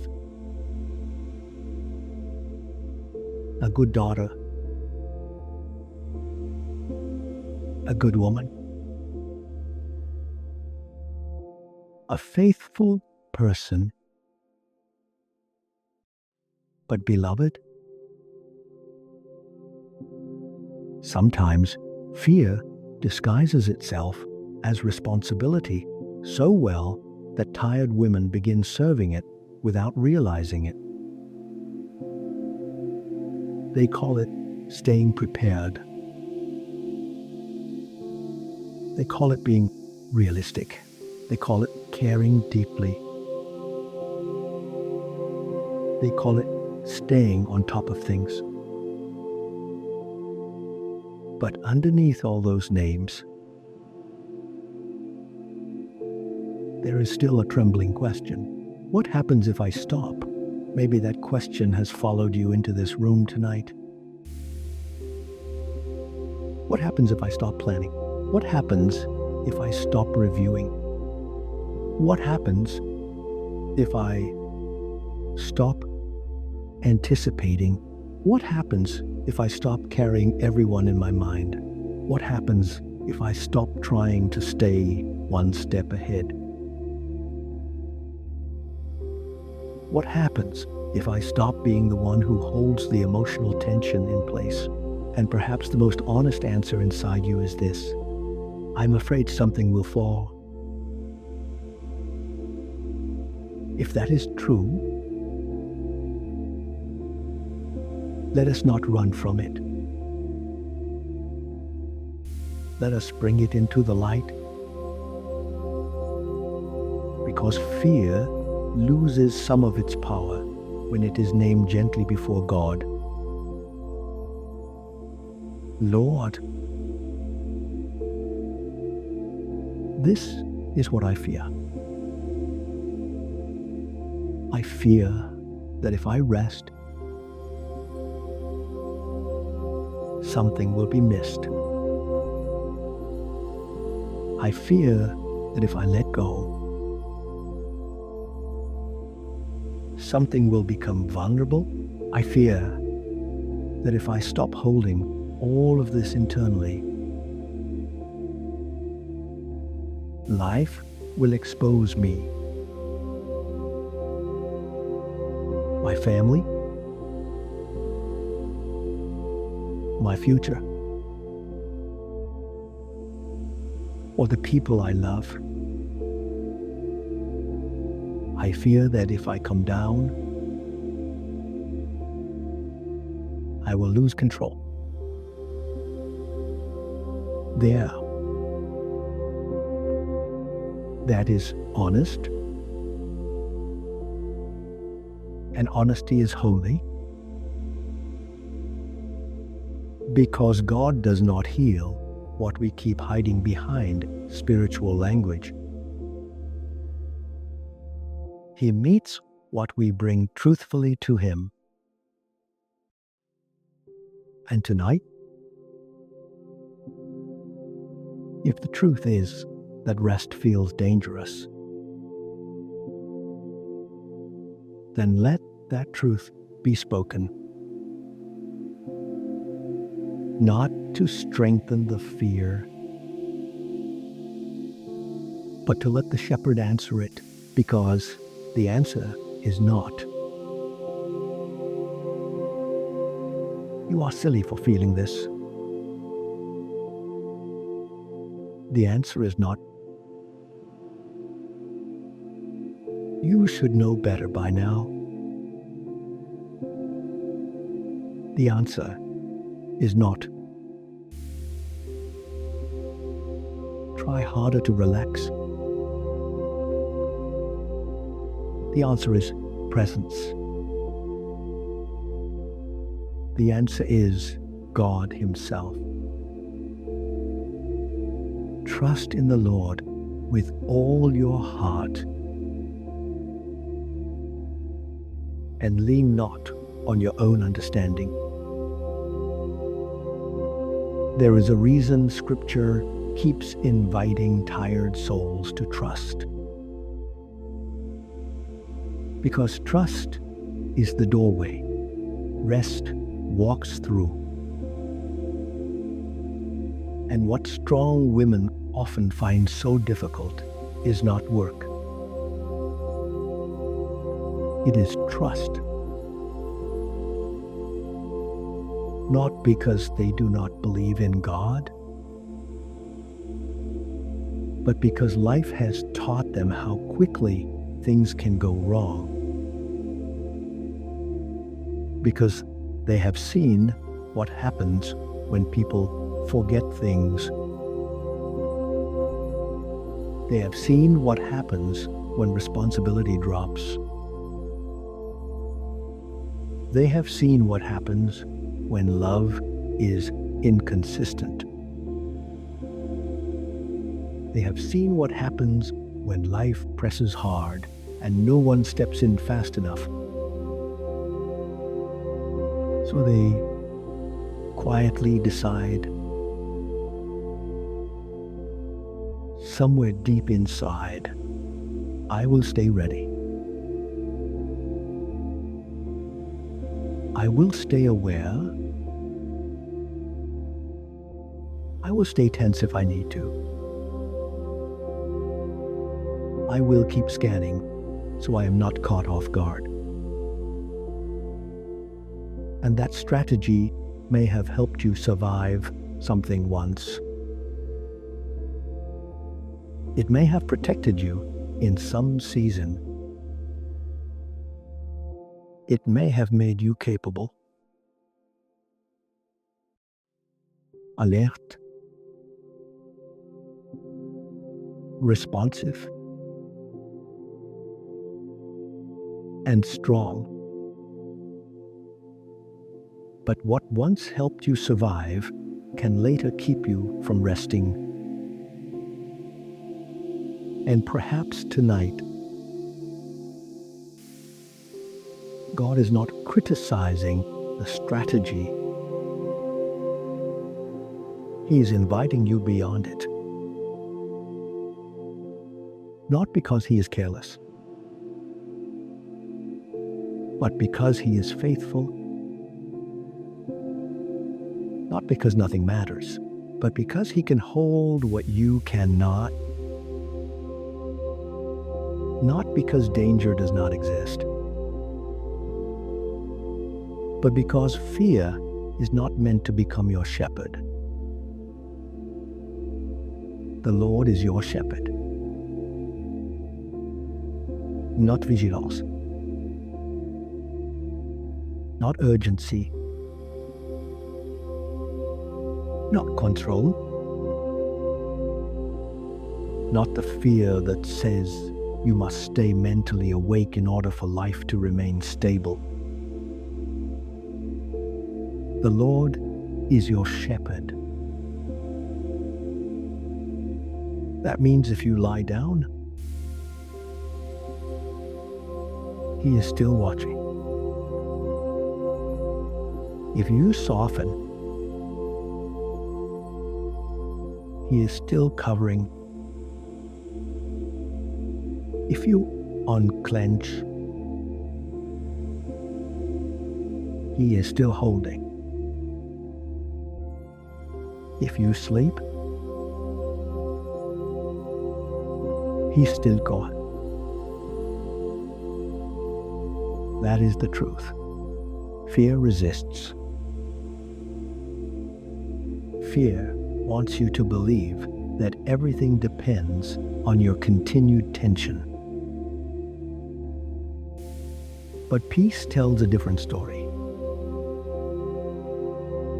Peace says, God is still present when you rest. God is still attentive when you stop scanning. God is still covering what you love when your body lets go. Maybe tonight you need to hear this very plainly. Your rest does not create danger. Your rest reveals trust. You are not irresponsible for resting in the presence of God. You are not careless for handing Him what is too heavy.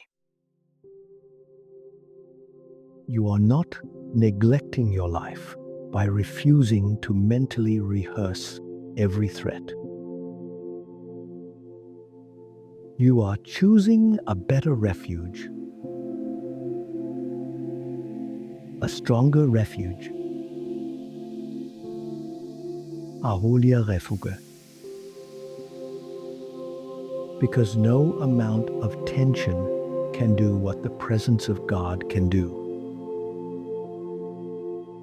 No amount of inner vigilance can replace His covering. No amount of mental overwork can become the protection your soul is really looking for. Only God can be God over your night.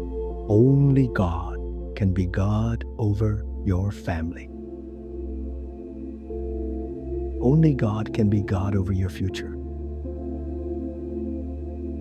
Only God can be God over the things you fear losing,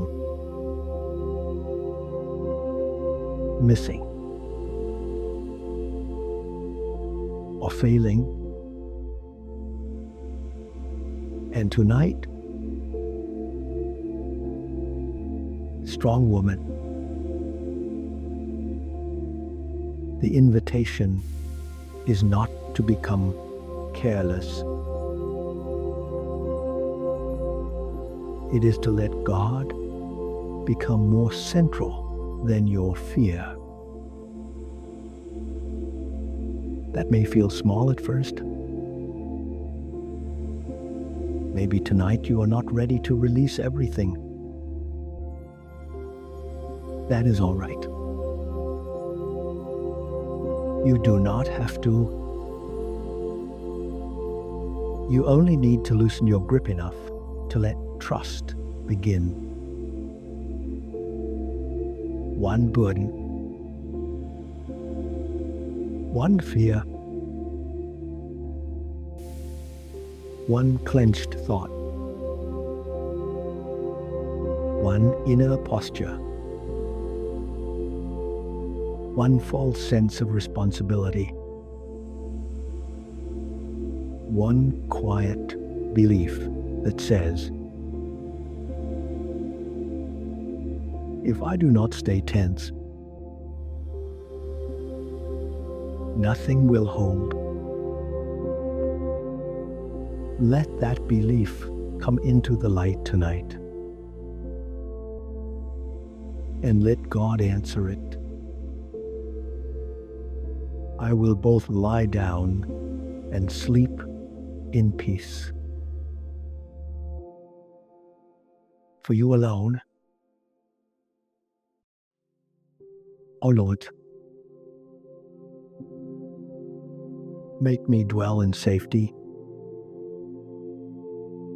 You alone, not my planning, not my scanning, not my pressure, not my hyper-awareness. You alone?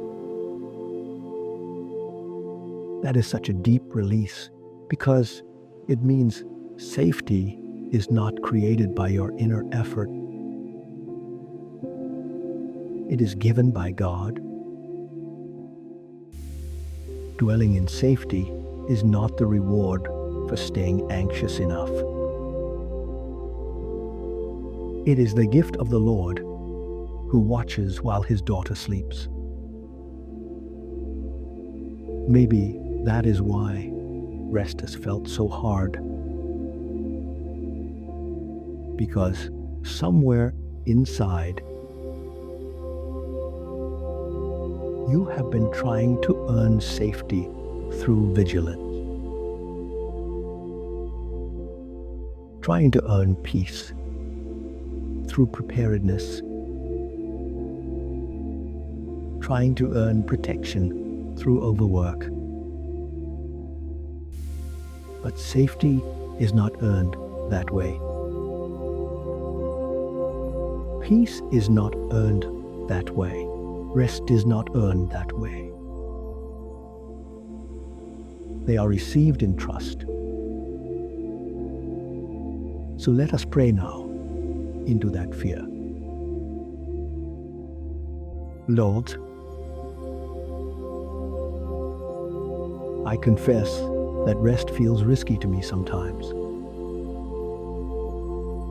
I confess that letting go feels vulnerable. I confess that part of me believes I must stay on guard or something will fall apart.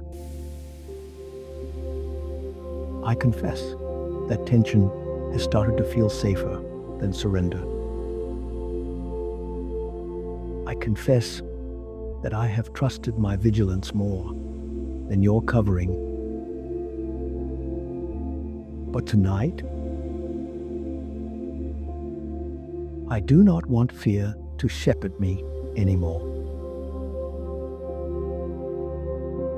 I do not want inner pressure to lead me anymore. I do not want to keep treating my own tension like it is the thing keeping everyone safe. You are my shepherd. You are my covering. You are my refuge. You are my watchman in the night. So teach me to rest without panic. Teach me to release without shame. Teach me to soften without fear. Teach my body that coming down is not danger in your presence. Teach my heart that your faithfulness is greater than my vigilance. And for the woman listening whose body still resists sleep because she has lived in alertness for too long, be tender with her tonight. Do not shame her resistance. Do not rush her process. Lead her slowly into trust. Let her feel that she does not have to fall asleep to earn your care. She already has it. Let her feel that she does not have to remain mentally awake to deserve protection. You are already watching. Let her feel that she does not have to keep bracing to prove she is responsible. You are already holding what she cannot. Beloved, fear has made many promises to you. It has promised protection. It has promised readiness. It has promised control. But it has not given you peace. It has not given you restoration. It has not given you safety for the soul. Only God can do that. So tonight, let fear step down. Not by force, by truth. Fear, you are not my shepherd. Urgency, you are not my shepherd. Pressure, you are not my shepherd. Control, you are not my shepherd. God is my shepherd. Say that softly inside if you need to. God is my shepherd. Again, God is my shepherd. One more time. God is my shepherd. And because He is, I can lie down. Because He is, I can close my eyes. Because He is, I can release the need to stand watch in my own soul. Because He is, I do not have to remain on duty in the dark. Take a slow breath now. Inhale and exhale. As you breathe out, Imagine the invisible post you have been standing at inside yourself. The place where you have been guarding, watching, bracing, scanning. Now imagine stepping down from that post, not into carelessness, into God's care, not into danger, into divine covering, not into neglect, into trust. You do not need to stand there tonight. The Lord is already there, and as that fear begins to loosen its grip, we are going to move next into something your tired heart may not have felt in a long time. The deep relief of being cared for, not just useful,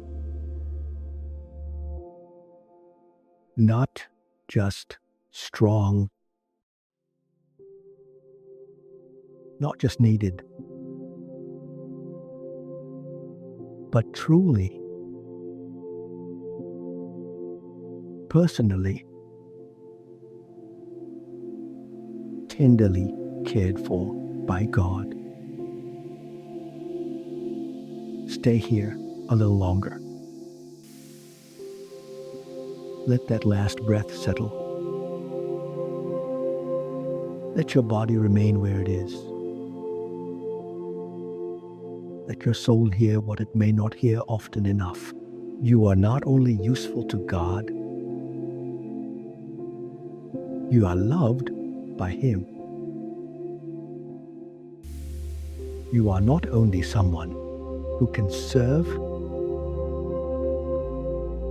you are someone He cares for. You are not only someone who gives, you are someone He tends. You are not only someone who shows up for others, you are someone He draws close to for your own sake. And for many strong women, that is a harder truth to receive than people realize. Because somewhere along the way, they learned how to be needed. They learned how to be dependable. They learned how to notice what others missed. They learned how to step in. They learned how to carry, support, organize, stabilize, absorb, comfort, fix, and keep moving. But they did not always learn how to be cared for. Not deeply, not without guilt, not without feeling like they should hurry up and become useful again. Maybe that is true of you tonight. Maybe you know how to pour out, but not how to receive. Maybe you know how to comfort others, but not how to let comfort sit on you. Maybe you know how to make room for everyone else's pain, but not your own. Maybe you know how to stay needed, but not how to stay still long enough to feel cared for. And if that is true, beloved, let tonight become holy practice. Not practice in doing more. Practice in receiving care without apology, receiving tenderness without suspicion, receiving love without trying to earn it, receiving the presence of God without turning it into another task to complete correctly. Because one of the quiet tragedies in the life of a strong woman is this: she can become so accustomed to being the helper that she forgets she is also someone who needs help. She can become so practiced in carrying that she no longer knows what it feels like to be carried.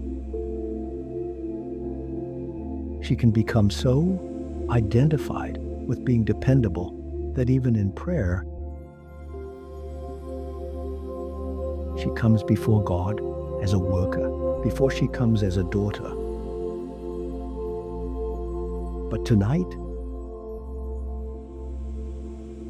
God is not meeting you first as a worker. He is meeting you as his beloved daughter. And daughters are not only assigned things, they are held, they are known, they are comforted, they are watched over while they sleep, they are welcomed close. Not because they have done enough, but because they belong. Maybe you have not been cared for in the ways you needed. Maybe people have leaned on you more than they have listened to you. Maybe they have appreciated your strength more than they have noticed your tiredness. Maybe they have thanked you for what you do, while missing what it cost you. Maybe part of your weariness comes from that too. From being useful, but not always tended. From being present for others, but not often having someone gently present for you. From being the one who remembers, while wondering who is remembering you. If that ache is in you tonight, do not push it away. Let God meet you there. Because He is not casual with the ache of women who have carried love in practical ways while quietly going without tenderness themselves. He sees that. He sees the woman who is always fine enough. The woman who can make it through the day. The woman who can still answer the question. Still complete the task. still keep things going. He sees how often her strength has hidden her need, and he is not fooled by appearance. He sees the need underneath the functioning. He sees the longing underneath the capability. He sees the part of you that wants, maybe for the first time in a long time, not to be admired for endurance, but to be cared for in your exhaustion. The Lord is my shepherd. Let that phrase deepen again here. A shepherd does not use sheep for productivity. A shepherd tends them. A shepherd watches their condition. A shepherd notices what has worn them thin. A shepherd leads them into safety and nourishment. A shepherd does not say,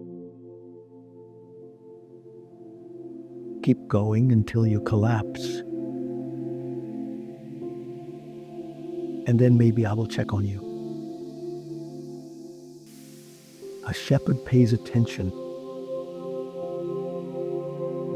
A shepherd stays near. A shepherd cares. And tonight, God is caring for you. Not your future version. Not the version that is more rested. Not the version that has all the right words.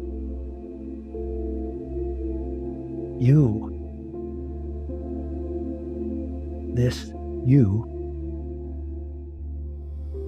This tired you. This tender you. This you that has held up a lot for a long time. This you that may not know how to come close without feeling a little undone. He cares for you. Not in a vague way. Personally, intentionally, warmly, with the kind of care that is not embarrassed by how much you need. Maybe that is what makes receiving so hard. Need can feel vulnerable. Need can feel exposing. Need can feel dangerous to a woman who has spent much of her life trying to be the one others do not need to worry about. But need in the presence of God is not dangerous. Need is welcome there. Need is not a flaw there. Need is one of the places where love becomes most visible. Cast all your anxiety on Him because He cares for you. Because He cares for you. Not because you are handling things well. Not because your faith feels especially strong tonight. Not because you have kept up with everything. Because He cares for you. And perhaps your soul needs to hear that several times before it sinks in. He cares for you when you are useful. He cares for you when you are tired. He cares for you when you are giving. He cares for you when you have nothing left to give. He cares for you when you feel full of faith. He cares for you when you only feel thin and quiet. He cares for you when you know exactly what is wrong. He cares for you when all you know is that something in you is worn. He cares for you. So let us pray in that direction now. Lord, I do not want to stay stuck only in being useful. I do not want to live as if I were made only to hold. Help. Serve. And keep going. I want to receive from you too. Teach me what it feels like to be cared for by you. Not in theory. In truth. In my body. In my mind. In my soul. In the places where I am tired. In the places where I feel overused. In the places where I have become accustomed to giving without receiving. Care for me tonight. Care for the woman who has kept going. Care for the woman who has been needed. Care for the woman who has hidden her tiredness under competence. Care for the woman who does not know how to ask, but deeply needs tenderness. Let your care feel safe. Let your care feel gentle. Let your care feel unhurried. Let your care go deeper than words. Beloved, if you are feeling emotion rise, let it rise. Some women do not cry because they are weak. They cry because something in them is finally being met. Sometimes tears come not because pain increased, but because tenderness finally reached the place that had been starving quietly. If that is what is happening, do not interrupt it. Let yourself be cared for. Let yourself be seen by God without rushing to become composed again. Let yourself stop trying to be the one with answers. Let yourself rest in the astonishing truth that you are not only someone God sends, you are someone God shelters. You are not only someone God strengthens for others, you are someone God comforts for your own sake. Maybe the sentence your heart needs tonight is this: I am allowed to be cared for too. Say it softly inside if you need to. I am allowed to be cared for too. Again. I am allowed to be cared for too. One more time. I am allowed to be cared for too. Let that sentence undo some of the hardness that usefulness can create. Let it loosen the identity that says, I must always be the one giving. I must always be the one holding. I must always be the one standing. No, not tonight. Tonight, you are the one being held. Tonight, you are the one being watched over. Tonight, you are the one being carried.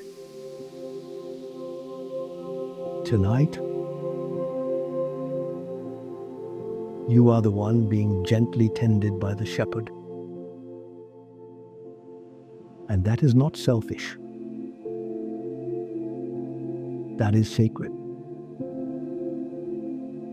That is alignment. That is the love of God moving toward the places in you that are weary. From always facing outward, take a slow breath now. Inhale and exhale. As you breathe out, imagine the pressure of usefulness loosening. Not your love, not your generosity, not your calling, just the pressure to always be the strong one, the pressure to always be the available one, the pressure to always be the emotionally awake one, the pressure to always be more help than need. Let that pressure come down and let this truth remain. You do not have to disappear in order to love well. You do not have to exhaust yourself in order to be worthy. You do not have to keep proving your value through usefulness. You are already loved, already seen, already wanted near, already worth caring for. And as that truth settles into the places in you that have gone too long without tenderness, we are going to move next into something many weary women rarely know how to do without fear: to let God remember them, to stop striving, and to believe they have not been forgotten in the middle of all they have carried. Stay here. Do not rush forward. Let the gentleness of the last few moments remain on you a little longer. Because once a woman has lived in usefulness for too long. And once she has gone too long without being deeply cared for, another quiet pain often begins to settle in her soul. Not always loudly, not always clearly, but deeply, the pain of wondering if she has somehow disappeared in the middle of all she has carried. Not disappeared from life, not disappeared from responsibility, but disappeared as a person, seen for what she does, needed for what she gives, relied on for what she holds, but not always remembered in the tender places, not always noticed in the inner places, not always cared for as the one who is also tired, also vulnerable, also in need. And maybe if you are honest tonight, part of your weariness is not only from carrying, part of it is from feeling forgotten while carrying, forgotten by people, forgotten in the pace of life, forgotten inside routines, forgotten inside roles, forgotten inside the constant returning to what needs to be done. And sometimes, when that ache stays in a woman too long, it can begin to bleed into her relationship with God. Not because she stops loving Him, but because pain can quietly ask questions. Have you seen how hard this has been? Have you noticed how tired I am? Have you remembered me in this season?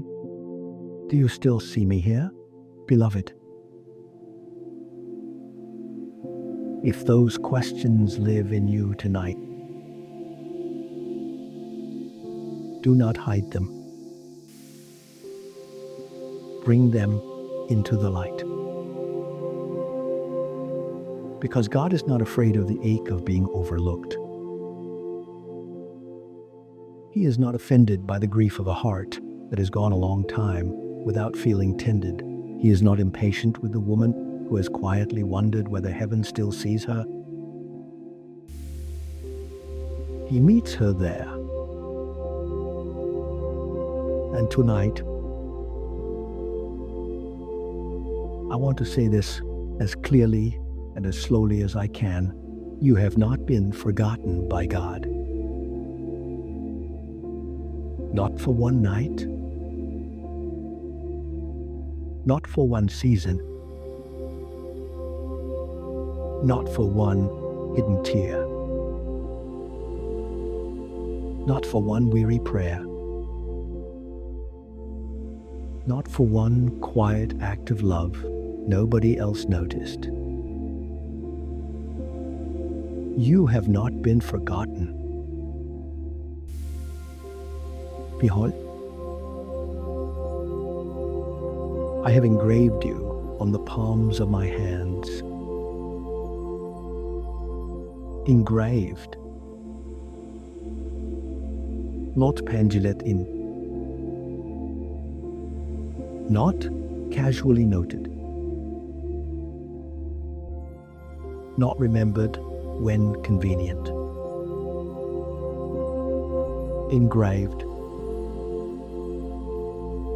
held permanently, carried personally, down deeply. The God who made the stars has not lost track of you in the middle of your ordinary, exhausted, over full life. He has not confused your silence for distance. He has not mistaken your weariness for weakness of love. He has not looked away while you kept showing up tired. He has not forgotten the woman behind the strength. Maybe people have forgotten to ask how you are. Maybe they have assumed you can carry more. Maybe they have leaned on your steadiness without seeing the cost. Maybe they have loved you, but not always in the ways that made you feel seen. That wound is real, and God knows it is real. But do not let human oversight teach your soul the wrong thing about heaven. Heaven has not overlooked you. Heaven has not moved on from your pain. Heaven has not grown bored with your prayers. Heaven has not become numb to your fatigue. God sees the invisible labor. God sees the daily strength. God sees the inner ache. God sees the tired smile. God sees the woman who keeps going. God sees the one who feels like she is slowly disappearing into what others need. And he says, I know. I remember. I see. You are still here to me. Maybe what hurts most about feeling forgotten is not only that no one noticed,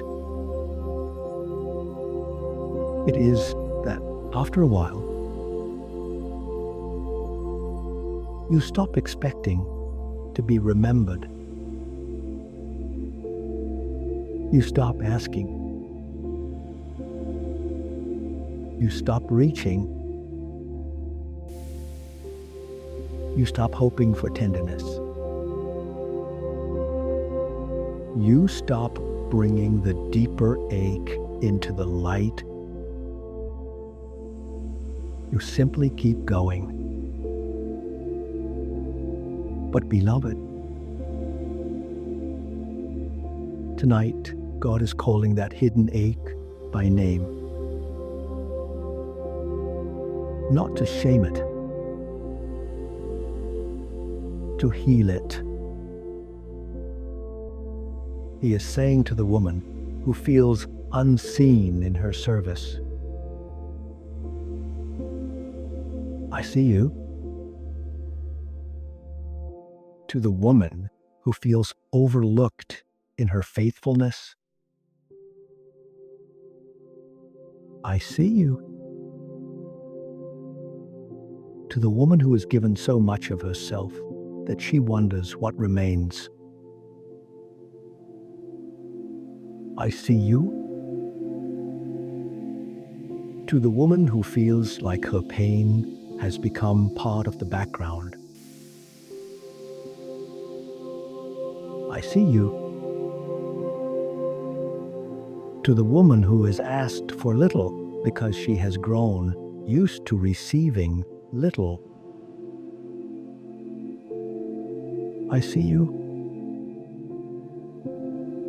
And to the woman who fears, she has become forgettable because she is always the one holding things together. I see you. You have kept count of my tossings, put my tears in your bottle. Are they not in your book? What a tender image. Your tears are not lost. Your restless nights are not lost. Your tossing and turning is not lost. The silent crying is not lost. Your whispered prayers are not lost. Your trying again tomorrow is not lost.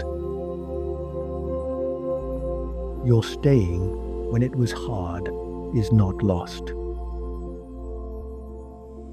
Your hidden ache is not lost. Nothing poured out in love is lost before God. Nothing carried in faith is lost before God. Nothing brought to Him in weariness is lost before God. He keeps closer record of your pain than you do. He remembers more kindly than you remember yourself. He holds more tenderly than your tired heart imagines. Maybe tonight, what your soul needs is not one more instruction. Maybe it needs remembrance. Not your remembering God. His remembering you. His remembering where this season has worn you down. His remembering what you never got to say out loud. His remembering the day you kept functioning while inwardly you felt threadbare. His remembering the prayer you prayed once and then stopped repeating because you got tired. His remembering the part of you that life has kept asking from. Beloved, you are engraved. Let that come close. Not tolerated. Engraved.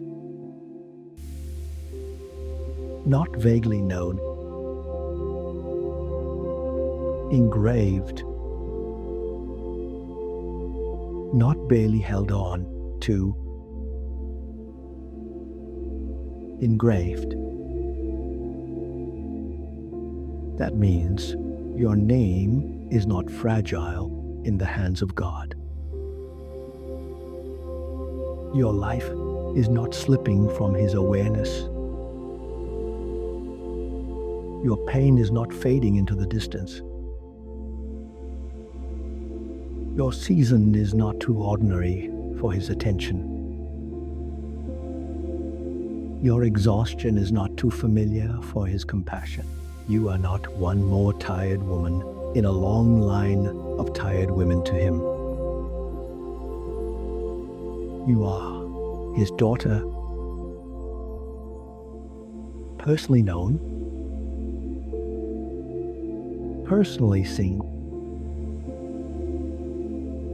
personally remembered. Lord, tonight, let the woman listening feel what it is to be remembered by you. not in theory. In the tender places, in the lonely places, in the overused places, in the places that feel like they have gone too long without being noticed. Let her know that you have not lost track of her. Not the version of her that is useful. Here, the one who is tired, the one who is quiet, the one who is stretched, the one who is trying, the one who still shows up, but sometimes feels thin inside. Remember her with tenderness tonight. Let your remembrance become healing. Let your remembrance become safety. Let your remembrance become rest. And for the woman who has slowly begun to believe that she is forgettable because she is always strong, break that lie gently. Let her know that being needed by many has not made her invisible to you. Let her know that the hidden life is still seen by heaven. Let her know that the inner ache is not ignored. Let her know that her weariness has not made her less worthy of attention.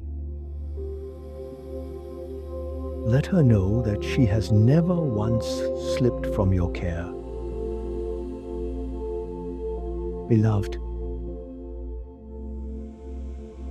perhaps this is the phrase your heart needs tonight. God has not forgotten me here. Say it softly if you need to. God has not forgotten me here. Again, God has not forgotten me here. One more time. God has not forgotten me here. Here, in this season, in this bed, in this fatigue, in this invisible labor, in this quiet ache, in this life that has asked much of you, God has not forgotten you here. Take a slow breath. Inhale and exhale. Let the need to prove yourself come down. Let the fear of being unseen come down. Let the ache of being overlooked rest in the hands of the one who... You do not need to shout to be heard by God. You do not need to be impressive to remain in His sight. You do not need to be less tired to be held closely. You do not need to become more visible to people in order to become real to heaven. You already are. And as that truth begins to warm the places in you that have felt forgotten, we are going to move next into something very holy, what it means to stop striving, to stop earning,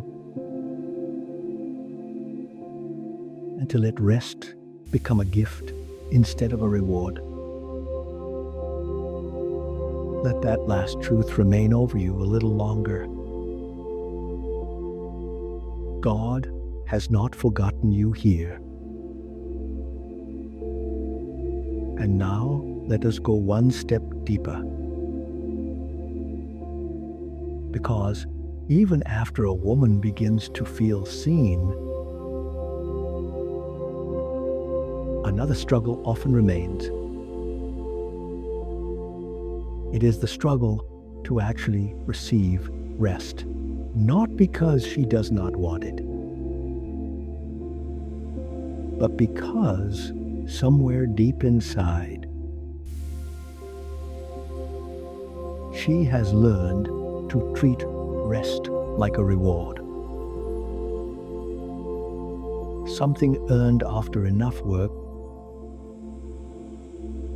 after enough faithfulness,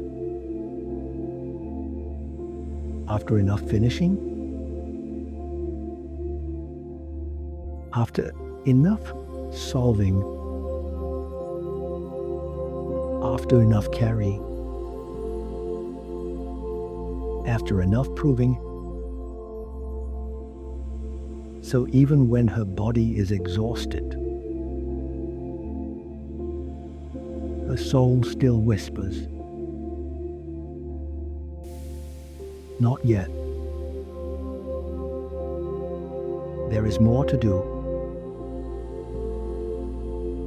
There is more to carry.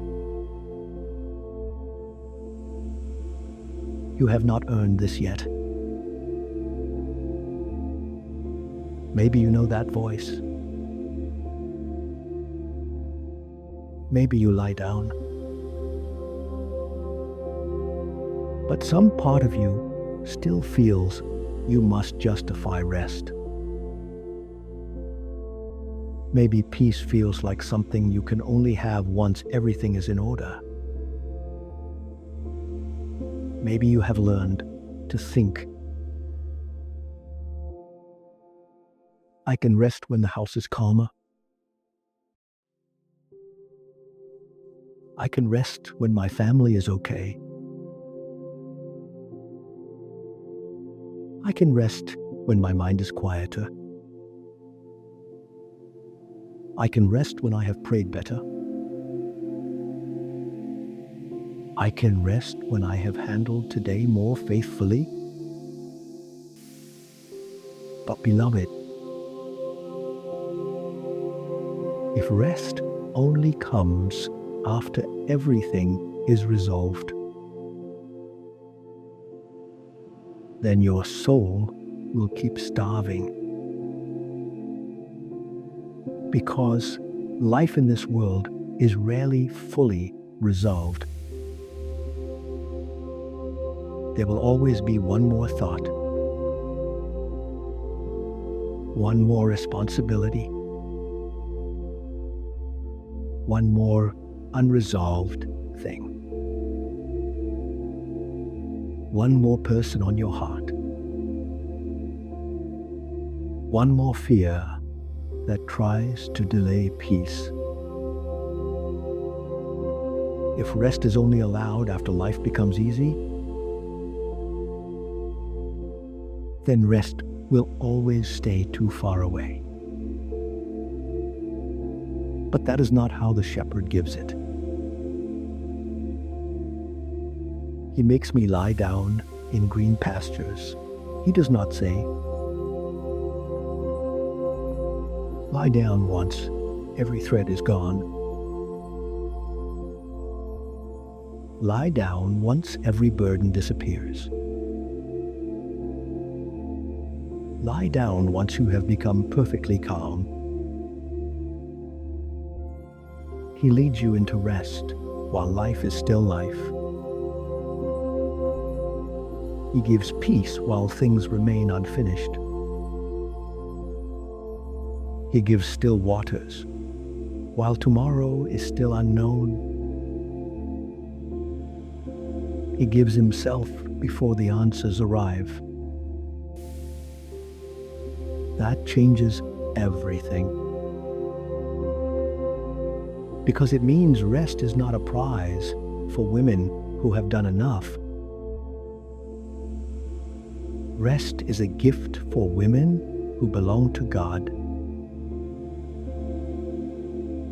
And perhaps that is one of the hardest truths for a weary woman to receive. Because if your life has trained you to earn,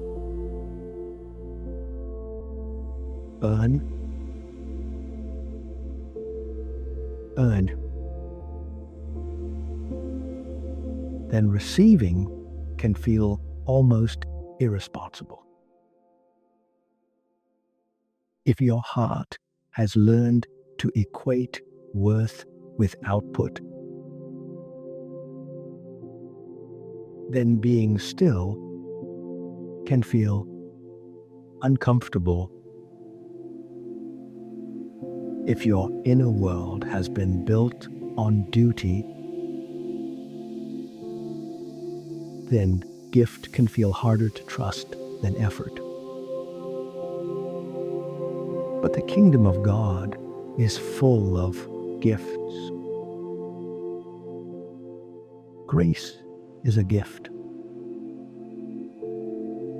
Mercy is a gift. Peace is a gift. Rest is a gift. And gifts do not begin where your performance reaches a high enough score. They begin where love decides to give. Tonight, God is giving rest. Not because you completed enough, not because you carried enough, not because you suffered quietly enough, not because you held everyone together well enough, because He is good, because He is tender, because He delights to care for weary daughters. Maybe part of your struggle is that you do not know how to stop earning mode. Even in prayer, even in faith, even in exhaustion, you still feel you must become a little better before you are allowed to soften. You still feel you must finish one more thing before you are allowed peace. You still feel you must get your thoughts more organized before you are allowed quiet. You still feel you must carry today to the end before you are allowed to put it down. But beloved, listen carefully. Rest that must be earned is not rest. It is another burden. The peace of God is not one more task. It is not one more item to achieve. It is not one more emotional standard you fail when you cannot reach it quickly enough. It is a gift to receive. And tonight,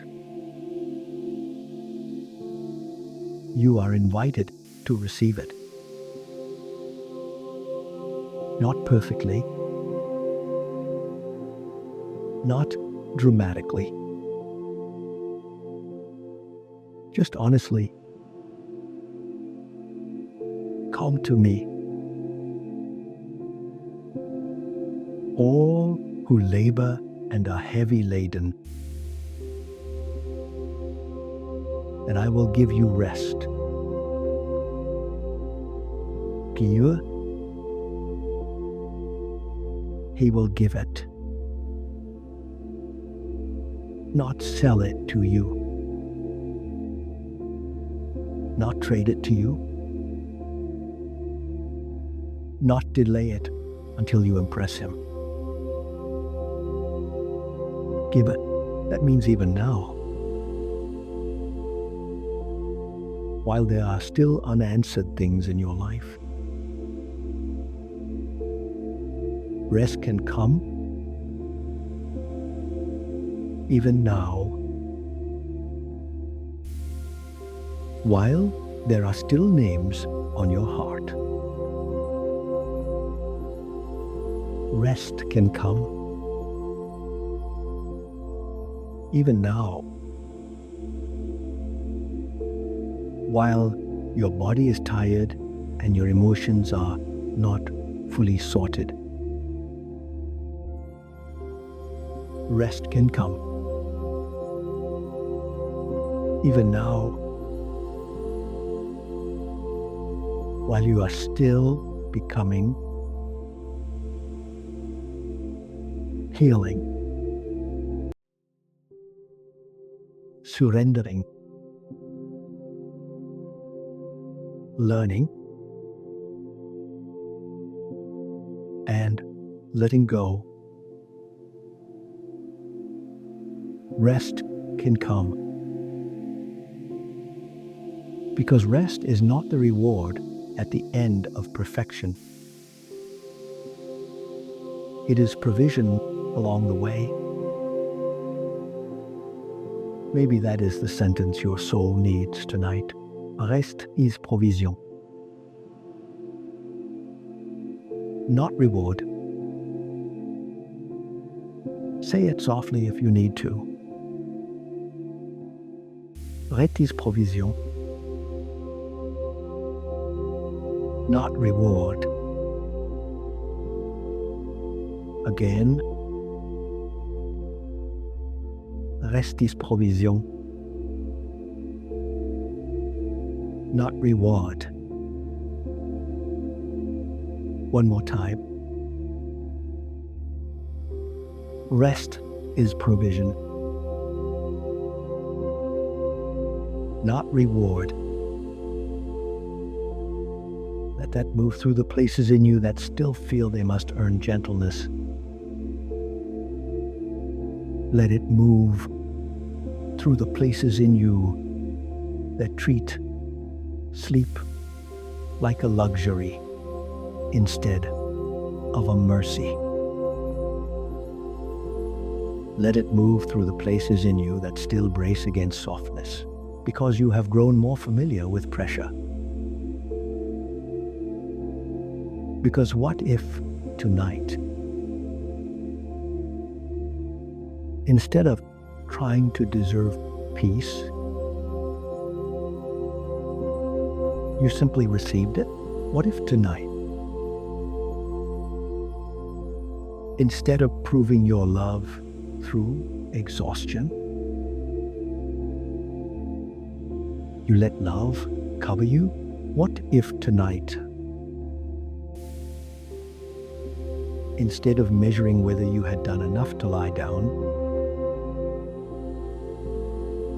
you let the shepherd lead you there? What if tonight you stopped asking, have I earned rest? And started asking, can I trust the one who gives it? That is a different question. A softer question. Autre question, and trust is where rest begins to enter the body. Lord, tonight I confess that I often treat rest like something I must earn. I wait until I have done enough. I wait until I have carried enough. I wait until I have fixed enough. I wait until I feel deserving enough. And because of that, I stay tired longer than I need to. I stay braced longer than I need to. I delay peace because I am still trying to qualify for what you freely give. Forgive me for turning your gift into another burden. Teach me to receive. Teach me to lie down before everything is finished. Teach me to accept peace before every answer arrives. Teach me to sleep without first proving that I have earned the right. Teach my body and soul that rest in your presence is not a reward for good performance. It is a gift of grace. Beloved, perhaps this is why God brought you here tonight. Not only to calm your thoughts, not only to ease your body, not only to remind you that you are seen, but to retrain your soul in the way of grace. To teach you that you are allowed to stop before everything is perfect. To teach you that peace can arrive in the middle. To teach you that He does not wait at the finish line with rest in His hand. He walks with you and gives it along the road. That is how shepherds love. They do not wait until the sheep arrive at the perfect place before offering care. They care along the way. They provide along the way. They lead into rest along the way. So tonight, stop making peace stand outside the door until you feel worthy of it. Open the door now. Let peace in now. Let mercy in now. Let rest in now. Not later. Now. Right here in this unfinished life. Right here in this tired body.